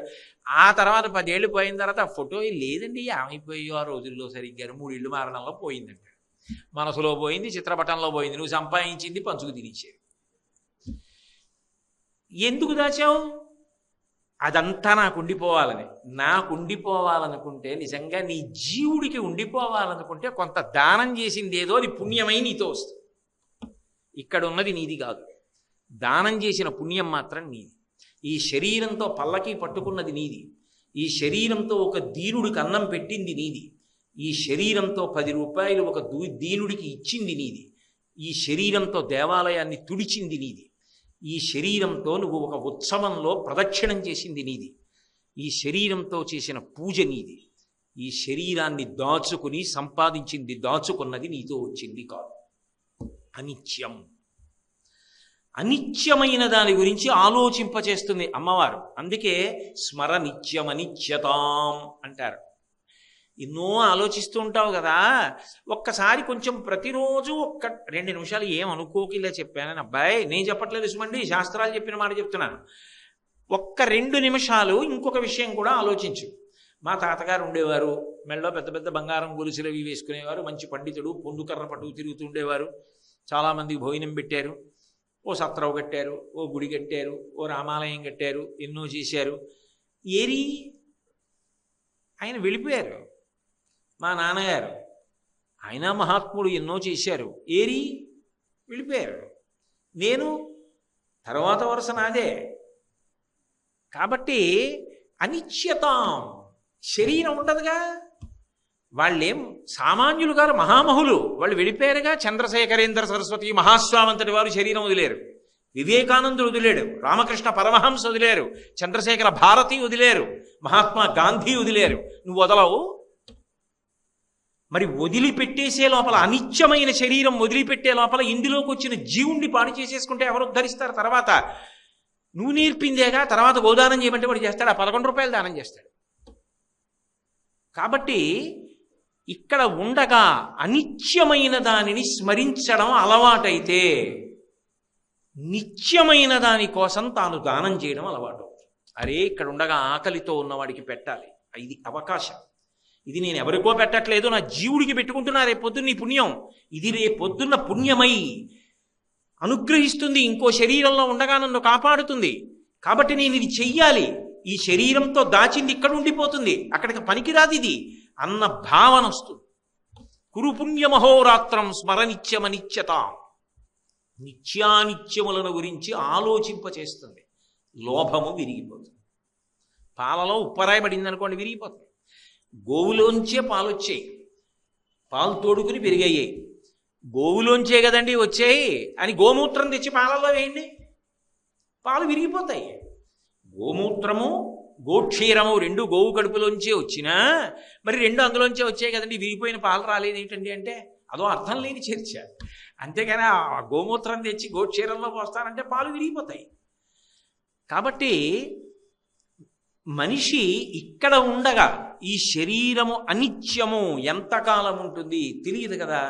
తెలియనప్పుడు ఇది ఉండగా నువ్వు చేసుకోలేకపోతే పాడవుతావు. లోభము విరగడానికి ఆమె నిత్యానిత్య స్మరణము చేయిస్తుంది, ఆ భావన లోపలికి వస్తుంది. అది త్యాగముతో బ్రతకడానికి కారణమవుతుంది. నీకుంది కాబట్టి పెట్టంటే ఎవరు పెడతాడు? నీకుంది కాబట్టి పెట్టంటే నాకుంది నిజమే, సంపాదించుకో, నువ్వు సంపాదించుకో అంటాడు. కాదయా, పెట్టుకుంటే తరిస్తావు, నీ జీవుడు తరిస్తాడు, అందుకు పెడతాడు. అందుకు కళ్యాణ మంటపం కడతాడు, అందుకు ఓ 10 మంది పేద పిల్లలకి పెళ్ళిళ్ళు చేస్తాడు, ఓ 50 మందిని చదివిస్తాడు, ఓ 100 మందికి అన్నం పెడతాడు. ఎందుకు చేస్తాడు? తన జీవుడు తరించాలి. లోభము విరిగేటట్టు చెయ్యగలిగినది ఆ తల్లియే.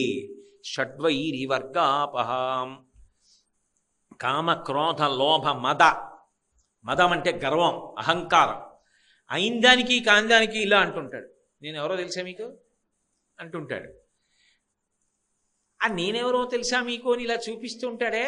అలా అన్నప్పుడల్లా సాధారణ, అంటే మీ బోట్ల గురించి నేను మాట్లాడటం లేదు, మీరు పెద్దలు, అటువంటి లక్షణం లేనివారు. నా బోటిగాడి గురించి చెప్తున్నది.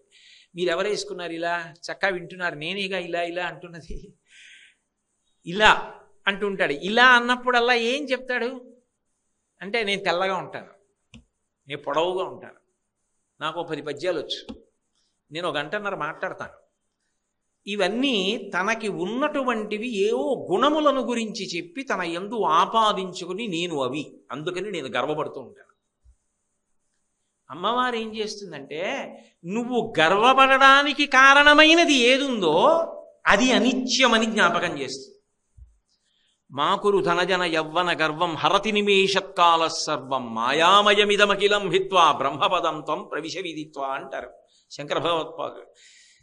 అన్నింటికీ తలో విరుగుడు అక్కర్లేదు, కాలం ఒక్కటి చాలు అన్నిటినీ విరిచేస్తుంది. 30 ఏళ్ల క్రితం ఎంత అందగాడు, ఇప్పుడు కూర్చుంటే లేవలేడు, ఒళ్ళంతా ముడతలు పడిపోయి. ఒకప్పుడు పుస్తకం అక్కర్లేదు, ఎన్ని విషయాలు మాట్లాడేవాడు. ఇప్పుడు ఒక శ్లోకం చెప్పడానికి మొదటి పాదం చెప్పి 2వ పాదంతో అడుగుకుంటాడు. ఏది ఆ స్ఫురణ శక్తి పోయింది.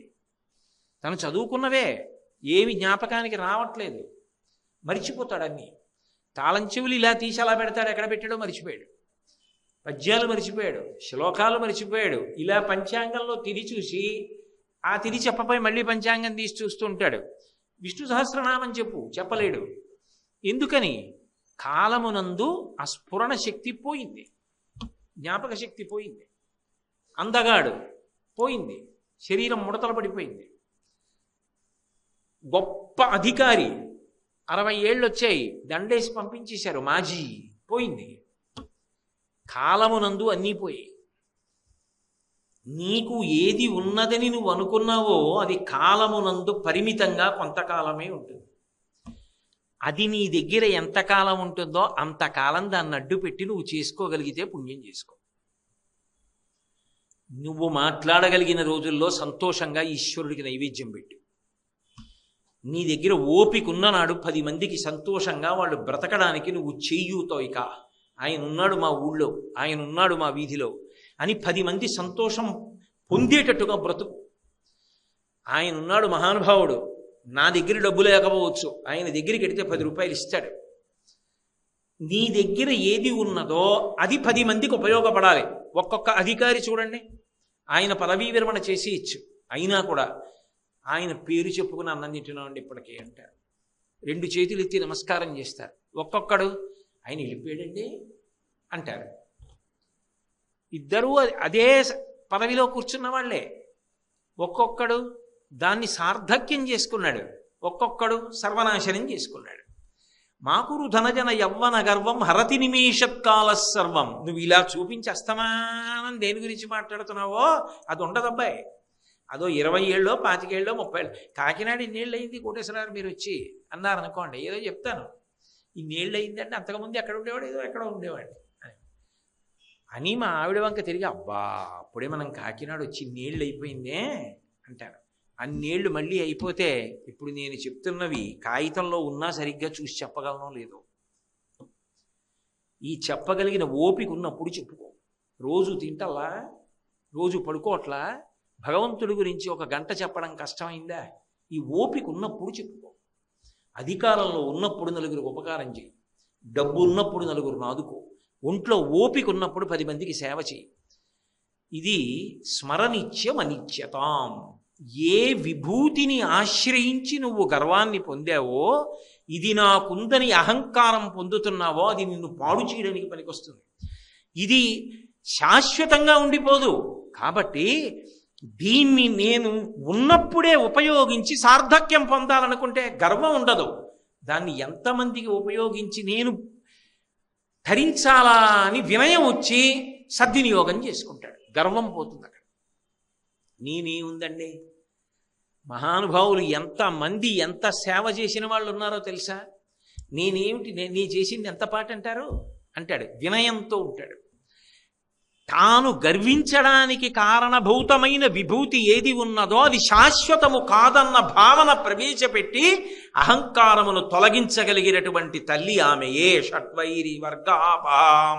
అందుకు ఆవిడ కాళ్ళు పట్టుకో, లేకపోతే జన్మ పాడైపోతుంది. వీటిలో ఏదో ఒక్క శత్రువు చాలు నాశనం చేసేయడానికి. కామ, క్రోధ, లోభ, మద, మోహ. మోహం అంటే అజ్ఞానం. అజ్ఞానం అంటే ఇలాగే ఉండిపోతాను నేను అనుకోవడం, ఎవరికి ఏం తెలుస్తుంది లేదు అనుకోవడం. కానీ అజ్ఞానమును తొలగించగలిగినది ఏది అంటే ధార్మికమైనటువంటి విషయములను తెలుసుకోవడం. అజ్ఞానంతో ఉన్నవాడు ఏమనుకుంటాడు, నేను ఇలాగే ఉండిపోతాను, పక్కింట్లో దొంగలు పడ్డారు, నీ ఇంటికి 2 తాళాలు వేసావు, పక్కింట్లో ఎవరో వెళ్ళిపోయాడంటే చనిపోయాడు. ఇక్కడ కూడా మరి ఎప్పుడో అప్పుడు 20 ఏళ్ల తర్వాత ఏదో సరే కాళహస్తీశ్వర శతకంలో ధూర్జటి చెప్పినట్టు ఏదో ఎప్పుడో అప్పుడు శరీరం పతనం అవుతుంది కదా. అవుతున్నప్పుడు మరి అజ్ఞానంతో ఉండిపోతాననుకుని అంతా కూడా తీస్తే ఆ ఊపిరి గుటుక్కుమన్నాడు, ఏమైపోతావు? రక్షించేది ధర్మం, ధర్మో రక్షతి రక్షితః. త్రేతాయుగంలో ధర్మాచరణం చేసిన రామమూర్తి కథ కలియుగంలో కూడా తల్లిదండ్రులు బిడ్డడికి అన్నం పెడుతూ అదే చెప్తున్నారు, రే రాముడంత ధర్మాత్ముడివి కా అంటున్నారు. ధర్మము శాశ్వతత్వాన్ని ఇస్తోంది, ధర్మము అజ్ఞానాన్ని తీసేస్తుంది. అందుకే ఆచారం సదాచారం, దురాచారం ఏది ధర్మమో దాన్ని విడిచిపెట్టడమే దురాచారం. ధర్మము ఎప్పుడూ తనతో పాటు 10 మంది శాంతియుతంగా ఉండేటట్టుగా మాట్లాడుతుంది. ఆ ధర్మాన్ని పట్టుకున్న నాడు నువ్వేమవుతావు, నీ అజ్ఞానము తొలగిపోతుంది. ధర్మచట్రములో ఇమిడినవి చేస్తాను అనుకో, ధర్మచట్రంలో ఇమడలేదు నేను చేయను, అదొక్కటే పరీక్ష పెట్టుకో జీవితంలో చాలు. ఓ కోరిక పుట్టింది, పుట్టని, దానికి అలవాటు, అలా ఎప్పటి నుంచో పుడుతున్నాయి. కానీ ఇవాళ నుంచి ఓ ఓ నియమం పెట్టుకున్నా, మంచిదే. ఏమంటావు? పక్కింట్లో చిన్నపిల్ల ఒక్కతే ఉంది, తెలియక వడ్డాణం తీసి పక్కన పెట్టింది. ఏమంటావు? నీ మనవరాలకి వడ్డాణం లేదు, తెచ్చేయమంటావా? ధర్మచట్రంలో ఇముడుతుందా? ఇమడదు.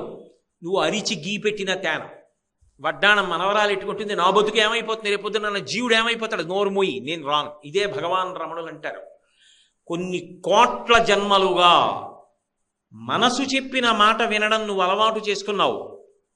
సాధనలో ఏదో ఒకనాడు మనసు చెప్తున్న సలహాలని ఎందుకు ఇలా చెప్తావని నిలదీసి అడగడం నువ్వు అలవాటు చేసుకో. అదే సాధన, అది ఉపాసన.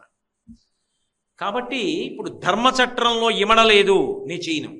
ధర్మచట్రంలో ఇముడుతుంది, చేస్తాను. చక్కెర పొంగల్ తినాలనుంది, చేయించుకో ధర్మపత్నితో. చక్క నైవేద్యం పెట్టు, ఇంటికి వచ్చిన వాళ్ళకి ఇంత మధుర పదార్థం పెట్టు, ఎవరైనా పేదవాళ్ళని పిలిచి ఇంత చక్కెర పొంగల్ పెట్టి తినండి అమ్మా అని, మిగిలింది నువ్వు మీ ఆవిడ తినండి. ఎవరు వద్దన్నారు? చక్కెర పొంగల్ తింటే తప్పని ఎవడు చెప్పాడు? ధర్మచట్రంలో ఇమిడింది, చెయ్యి. ధర్మచట్రంలో ఇమడదు, చెయ్యకు. అదే అజ్ఞానాన్ని తీసేస్తుంది. కాబట్టి అమ్మవారు ఏం చేస్తుందంటే, మోహము అజ్ఞానాన్ని తీసేయాలనుకున్నప్పుడు ధార్మికమైనటువంటి నిష్టనిస్తుంది. ఎందుకో ఎక్కడో ఏదో వింటాడు, అంతే మార్పు వస్తుంది. ధర్మచట్రంలో ఇమడనిది నేను చేయనంటాడు, అంతే. అదే అజ్ఞాన దాహకత్వం. ఆ ధర్మమే వాడిని చిట్ట చివరికి శాశ్వతుణ్ణి చేసి కట్లన్నీ విప్పేస్తుంది.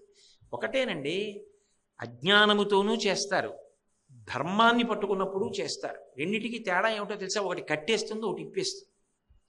ఇప్పుడు నేను తాడట్టుకొచ్చి దీన్ని ఇలా అన్నాను అనుకోండి, కట్టేశాను. ఇలా అన్నాను అనుకోండి, ఇప్పేశాను. ధర్మం ఇలా అంటుంది, ఇప్పేస్తుంది. మోహం కట్టేస్తుంది. ఆవిడ ధర్మాన్ని తెచ్చి పెడుతుంది, కట్లు ఇప్పేస్తుంది. మోహం మనం తెచ్చుకున్నది, కట్టేస్తుంది. మన ఏవ మనుష్యానాం కారణం బంధమోక్షయో షడ్వైరి వర్గాపహాం కామ క్రోధ లోభ మద మోహ మాత్సర్యం. మాత్సర్యం అంటే అవతల వాడికి పేరు వచ్చింది, ప్రతిష్ఠ వచ్చింది, ఏదో గౌరవాన్ని పొందాడు, లేకపోతే డబ్బు ఎక్కువ ఉంది, మంచి అధికారంలో ఉన్నాడు, ఏదో 10 మంది పొగుడుతున్నారు, చాలా బాగా రాస్తాడు, నాకన్నా మంచి నిర్ణయం చేస్తాడు. శ్లాఘించవలసినటువంటిది పోయి ఆయనని ఎలా పాడు చేద్దామనో ఆలోచన వస్తుంది. ఓ ఆలోచన రావడం మాట దేవుడెరుగు. ఆయన దుఃఖపడ్డాక వీడు సంతోషపడతాడు. అది మాత్సర్యం అంటారు. ఏమిటి వస్తుంది దానివల్ల? తాత్కాలికంగా మనసుకి ఓ సంతోషం కలిగితే కలగవచ్చు. కానీ జీవుడు ఎంత పాపాన్ని మూట కట్టుకుంటున్నాడు.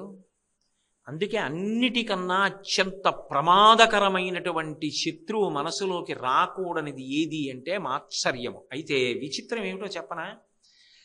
ఏ అభ్యాసము, ఏ ఉపాసన, ఏ కళాశాలకి వెళ్ళక్కర్లేదు, ఏ సంస్థలో జాయిన్ అవ్వక్కర్లేదు, ఏ ప్రవచనానికి వెళ్ళక్కర్లేదు, ఉపన్యాసం చదవక్కర్లేదు, పుస్తకం చదవక్కర్లేదు, నేర్చుకోక్కర్లేదు, వచ్చేస్తాయి షడ్వైరి 6 శత్రువులు. ఏమండి నాకు బాగా కోరికలు పుట్టాలంటే ఏం చేయాలండి? వ్రతం ఉంటుందా అని అడగక్కర్లా, అవే వస్తాయి. ఏమండి నాకు కోపం ఎలా వస్తుందండి అని అడగక్కర్లా, అదే వస్తుంది. నాకు లోభం ఎలా వస్తుందని అడగక్కర్లేదు. చిన్న పిల్ల ఓ చిన్న బిస్కెట్ల ప్యాకెట్ ఇచ్చారనుకోండి, 3 తిని మంచం కింద దాచేసి, ఇందాక బిస్కెట్ల ప్యాకెట్ ఇచ్చాను కదమ్మా, ఇంటికి ఎవరో వచ్చారా, అన్నయ్యకో 2 పెట్టు అన్నారనుకోండి, తినేశానుగా లేవు అంటుంది. లోభం. దానికి ఏం ఎవరో తాతగారు ఎవరో కూర్చోబెట్టి, అమ్మా నువ్వు బిస్కెట్లు తినేసి ఇంకా ఉన్నా కూడా లేవని చెప్పవలేనో అని పాఠాలు చెప్పరు, వచ్చేస్తుంది. మాత్సర్యం వచ్చేస్తుంది. విరగడానికి ఉపాసన చేయాలి. అమ్మవారి అనుగ్రహం కలిగితే ఇది పోతుంది. మాత్సర్యము దేని వలన కలుగుతుంది? సాధుభావనలు నశించిపోయాయని గుర్తు. నీ యందు సౌజన్యం పోయింది. అసలు నువ్వు తప్ప ఇంకొకడు నీకన్నా గొప్పగా ఉంటాడన్నది అంగీకరించలేని స్థితికి వెళ్ళిపోయావు. సమాజం అన్న తర్వాత ఎప్పుడూ 3 శ్రేణులు ఉంటాయి. నీకన్నా అధికులు ఉంటారు, నీతో సమానులు ఉంటారు, నీకన్నా కిందకున్న వాళ్ళు ఉంటారు. ఉన్నతుడి యొక్క లక్షణం ఏంటి? తనకన్నా అధికుడు కనబడినప్పుడు ఈ స్థానంలో నిలబడడానికి నేను ఇంత పరిశ్రమ చేస్తే ఆయన అంత గొప్పగా చేయగలుగుతున్నాడంటే ఎంత సాధన చేశాడో అని నమస్కారం చేస్తాడు. సమానుడు కనబడ్డాడనుకోండి, నేను ఎంత కష్టపడితే ఈ స్థానానికి వచ్చాను, ఆయన అంత కష్టపడ్డాడు కదా, ఆయనతో స్నేహభావం చూపిస్తాడు. తనకన్నా కిందవాడు ఉన్నాడు అనుకోండి, పైకి ఎక్కాలని తాపత్రయంలో ఉన్నాడు, ఈశ్వర అనుగ్రహించి ఇన్ని పైనికి తీసుకురా అని ప్రార్థన చేస్తాడు. అది సాధుభావన. అది లేదనుకోండి, కిందవాడిని చూస్తే నిరసన, బే నా సబార్డినేట్ అండి అంటాడు. నీతో సమానంగా ఉద్యోగంలో ఉన్నవాడు అనుకోండి, after all in equal and counter part అంటాడు. ఆయన నాతో ఈక్వల్ అంటాడు. తనకన్నా పెద్ద అధికారి కనబడితే ఏదో అయిపోయాడు కానండి ఆయనకి వచ్చు అంటాడు. మనం రాస్తే సంతకం పెడతాడు కానండి ఆయనకేం రాదు. మూడు దగ్గర తనే గొప్ప. సాధుభావన లేదు. సాధుభావన లేకపోతే వాడికి బరువు, వాడి జీవుణ్ణి పాడు చేసుకుంటాడు, ఇంటికి బరువు, పిల్లలకి ఇదే అలవాటు, ఎక్కడికెడితే అక్కడ బరువు. అయితే మిగిలినవి ఏవైనా విరుగుతాయేమో కానీ మాత్సర్యము పోవాలంటే మాత్రం ఈ జన్మ ఉపాసన ఒక్కటే కాదు, గత జన్మలలో చేసినటువంటి ఉపాసన కూడా కలిసి వస్తే దానికి తగినటువంటి పరిష్కారం పరమ భాగవతోత్తములు సాధుమూర్తులైనటువంటి వాళ్లతో స్నేహం ఏర్పడి వాళ్లతో కలిసి బ్రతకగలిగిన అదృష్టం ఇస్తుంది ఆవిడ. అందుకే కోట్లు పోయినా పర్వాలేదు సాధు పురుషుడితో స్నేహాన్ని వదిలిపెట్టుకోవద్దని చెప్తారు. ఆయనతో కలిసి ఉన్నారనుకోండి, ఆయన అలా బ్రతుకుతాడే, మనం ఎందుకు అలా బ్రతకాలి అని ఒక పెనుమార్పు వస్తుంది. సాధు పురుషుల యొక్క సంసర్గము తీసుకొస్తుంది. ఆ ఆలోచన ఏర్పడితే అన్నిటిలో కనపడుతుంది. ఒక ఆయన కృతజ్ఞుడిగా ఉండేవాడు, చేసిన ఉపకారం మరిచిపోతుండేవాడు. అమ్మవారి అనుగ్రహం కలిగింది, ఆయనకి చూడడం వచ్చింది. ఆయన కొబ్బరి చెట్టు దగ్గర నిలబడ్డాడు. ఎవరో కొబ్బరి బొండాలు దింపుతున్నారు. దేనికన్నాడు, కడుపులో మంటగా ఉంది తాగుతారు. ఇంకొక ఆయన తాగుతాడు, దాహం వేస్తోంది తాగుతున్నాడు. పసిపిల్లాడికి పడుతున్నారు, అనారోగ్యంగా ఉన్నవాడికి పడుతున్నారు. ఇంతమంది కొబ్బరి నీళ్ళు తాగుతుంటే ఆయన అన్నాడు, అన్ని మొక్కలకి నీళ్లు పోసి పెంచుతాం కానండి, ఈ కొబ్బరి మొక్కకి చిన్నప్పుడు ఒక్క చెంబుడు నీళ్లు పోసి పెంచితే నీళ్లు లేకపోతే తాను పెరగలేకపోయానన్న విషయాన్ని జ్ఞాపకం పెట్టుకుని తరువాతి కాలంలో భూమిలోంచి నీరు లాగి నెత్తి మీద పెట్టుకుని బొండంలో దాచి 10 మందికి ఉపకారం చేస్తోంది. కృతజ్ఞత అంటే కొబ్బరి చెట్టును చూసి నేర్చుకున్నానన్నాడు.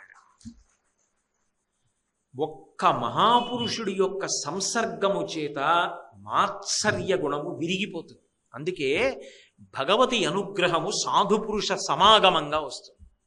మహాత్ములతోటి సహవాసం ఏర్పడుతుంది. అది కూడా మళ్ళీ 2 స్థాయిలు. మనం ఆయన్ని పరిశీలించడం, ఆయనకి మనం ఎవరో తెలియదు కానీ ఆయన అంటే మనకి గౌరవం. ఆయన జీవితాన్ని గమనించో, ఆయన చెప్పిన మాటలు వినో, ఆయన వ్రాసిన పుస్తకాలు చదువుకునో జీవితాన్ని ఒబ్బిడి చేసుకుంటాం. అంతకన్నా అదృష్టం ఏమిటో తెలుసా? పేరు పెట్టి ఆయన పిలిచాడు అనుకోండి. పేరు పెట్టి పిలిచాడంటే ఆయన మనసులో స్థానం వచ్చింది, గుర్తుపెట్టుకున్నాడు. అంతకన్నా అదృష్టం ఏదో బంధుత్వంతో పిలిచాడు. ఏం బావగారు అన్నాడు, ఏం అన్నయ్య అన్నాడు, ఏం తమ్ముడు అన్నాడు. అంతకన్నా అదృష్టం. ఆ సాధు సమాగమాన్ని మాత్రం పోగొట్టుకో. అది మాత్సర్యాన్ని విరగొట్టేస్తుంది. దానిలా మాత్సర్యాన్ని విరగొట్టినట్టు ఇంకెవ్వరూ విరగొట్టలేరు. అదొక్కటే విరగొట్టగలదు. అదే భగవతి అనుగ్రహంగా పనిచేస్తుంది. మీకు నేను ఒక్క ఉదాహరణ చెప్తాను. పురంధరదాస్ గారి జీవితాన్ని పరిశీలిస్తే పరమ లోభి. ప్రతిరోజు పాపం ఇంటికి ఒక బ్రాహ్మణుడు వచ్చి నా కొడుక్కి ఉపనయనం చేస్తాను, నా కొడుక్కి ఉపనయనం చేయడానికి డబ్బిమ్మంటే రేపురా మాపురా రేపురా మాపురా 6 నెలలు తిప్పాడు. భార్య మహా ఔదార్యం కలిగిన తల్లి సరస్వతీబాయి చూసేది, అయ్యయ్యయ్యయ్యో పిచ్చి బ్రాహ్మణునిలా తిప్పుతున్నాడే ఉపనయనానికి డబ్బిమ్మంటే అని. ఒక రోజున భర్త ఇంట్లో లేడు. పూర్వాశ్రమంలో పురంధరదాస్ గారి పేరు శ్రీనివాసుడు. ఆ బ్రాహ్మణుడు వచ్చాడు, అయ్యా మా ఆయన ఇవ్వడు, నువ్వు అనవసరంగా తిరుగుతున్నావు, నేను నా ముక్కు పుడకిస్తాను, ఇది అమ్మి నీ కొడుకు ఉపనయనం చేసుకో, ఇక రాకు మా ఇంటికి. మా ఆయన అలా తిప్పుతుంటే నాకు బాధగా ఉంది, ఆయనకి పాపం నీకు బాధ, కాబట్టి ముక్కు పుడక పట్టుకుపోని ముక్క పుడకిచ్చింది. ఆ వెర్రి బ్రాహ్మడి ఇంటికి పట్టుకెళ్ళి కొడుక్కిచ్చి పట్టుకెళ్ళి అమ్మి డబ్బు పట్టరాడు. ఆ కొడుకు ఈయన కొట్టుకే పట్టుకొచ్చాడు. ఈయన బంగారు వర్తకుడు, ఆవిడ భర్త, ఆ సరస్వతీబాయి భర్తే ఈయన శ్రీనివాసుడు. పట్టుకొచ్చి అయ్యా దీనికి డబ్బు ఎంత వస్తుంది అన్నాడు. ఆయన అటు ఇటు తిప్పి చూసి మా ఆవిడ ముక్క పుడకని గుర్తుపట్టేశాడు. దీనికి విలువ మధ్యాహ్నానికి కట్టి డబ్బిస్తాను కానీ నువ్వు ఇంటికి వెళ్ళి మధ్యాహ్నం రా అని చెప్పి ఉత్తర క్షణం కొట్టు మూసేసి ఇంటికి వెళ్ళి ముందు ముక్కు పుడక ఏదన్నాడు. ముక్కు పుడక సంగతి సరేనండి, కాళ్ళు కడుక్కోండి అన్నం పెడతానంది ఆవిడ. ముందు నాకు ముక్కు పుడక చూపించన్నాడు. ఆవిడకి అర్థమైంది, ఈ వెర్రి బ్రాహ్మణుడు ఏదో పట్టుకెళ్ళి చూపించేశాడు, అమ్మేశాడు, ఇక్కడే ఇంటికి వచ్చేసాడు, అందుకే ముక్కు పుడక తెమ్మని చంపేస్తాడు నిష్కారణంగా. ముక్కు పుడకపోతే తట్టుకుంటాడా? తనన్నా పడిపోతాడు. కాబట్టి ఇప్పుడు భర్తకి చెప్పి ఆగ్రహం వచ్చి నన్ను బాధ పెట్టి ఇవన్నీ జరగడం కన్నా శరీరం వదిలిపెట్టేస్తానని ఇంట్లో ఎక్కడో ఏదో విషం ఉంది ఎందుకో అది తీసి కృష్ణ పరమాత్మ దగ్గర బాధపడి ఆయన మూర్తి దగ్గర నిలబడి లోపలికి పుచ్చేసుకోపోయింది. ఆవిడ మహాసాధుశీల. ఆ విషంలో ముక్కు పుడక కనబడి భగవద్ అనుగ్రహం అనుకుంది. ఆ ముక్కు పుడక తీసి పట్టుకొచ్చి భర్తకిచ్చి ఇంత ఉద్వేగంలో ఉన్నవాడు తెల్లబోయాడు. ఇదేంటి ముక్కు పుడక అక్కడ ఉంది కదా ఇక్కడికి ఎలా వచ్చిందని మళ్ళీ ఇప్పుడు ముక్కు పుడక కట్టుకుని ఇప్పుడే వస్తాను ఉండని కొట్టుకెళ్ళి మళ్ళీ తలుపులు తీశాడు. తీసి ఎక్కడ దాచాడో భరిణి తీసి చూశాడు, ముక్కు పుడక లేదు. ఆలోచించాడు, అది భగవంతుణ్ణి నమ్మింది. ఇక్కడున్న ముక్కు పుడక అక్కడికి వెళ్ళిపోయింది. మాట పడకుండా చేశాడు. నేను ఇంత సంపాదించాను, ఏమి సాధించాను? అదా అదృష్టవంతురాలు నేనా? ఇంటికి వెళ్ళి స్నానం చేసి అన్నాడు, నాకు అర్థమైంది ఏది శాశ్వతమో. నువ్వే నాకు మార్గాన్ని చూపించావు. ఇక నా జీవితంలో స్వార్థానికి పోరని అన్నీ దానం చేసి వ్యాసరాయల వారి దగ్గరికి వెళ్ళి సన్యాసాశ్రమం తీసుకుని పురంధరదాస్ గారిని పేరు మార్చుకొని కీర్తనలు చేశాడు. తరించిపోయాడు. ఎవరో కాదు, ఇంట్లో ఉన్న భార్య ఒక్క సంఘటన మార్చేసింది. పోయిందంతే మాత్సర్యమంతా, స్వార్థమంతా పోయిందంతే. అది తీసి ఇది పెడుతుంది, పెట్టి జన్మ తరింప చేస్తుంది. ఆ తరింప చెయ్యగలిగిన శక్తి, ఆ అనుగ్రహం ఉందే, అది రూపుదాలిస్తే శ్రీశైలం కొండ మీద భ్రమరాంబ. భావయే, మనసులో తలుచుకుని నమస్కరించు. శారదా నవరాత్రుల్లో ఆమె పూజలు చేయి, ఆమె అనుగ్రహం కలుగుతుంది. అంత గొప్ప తల్లి. షట్చక్రంతర సంస్థితాం, 6 చక్రముల యందు ఉంటుంది. రేపు సాయంకాలం 7 గంటలకి కలుసుకున్నప్పుడు ఆ విషయం ఏదో పరిశీలన చేద్దాం. మంగళాశాసన పరై పదాచార్య పురోగమై సర్వైశ్చ పూర్వైరాచార్యై సత్కృతాయాస్తు మంగళం.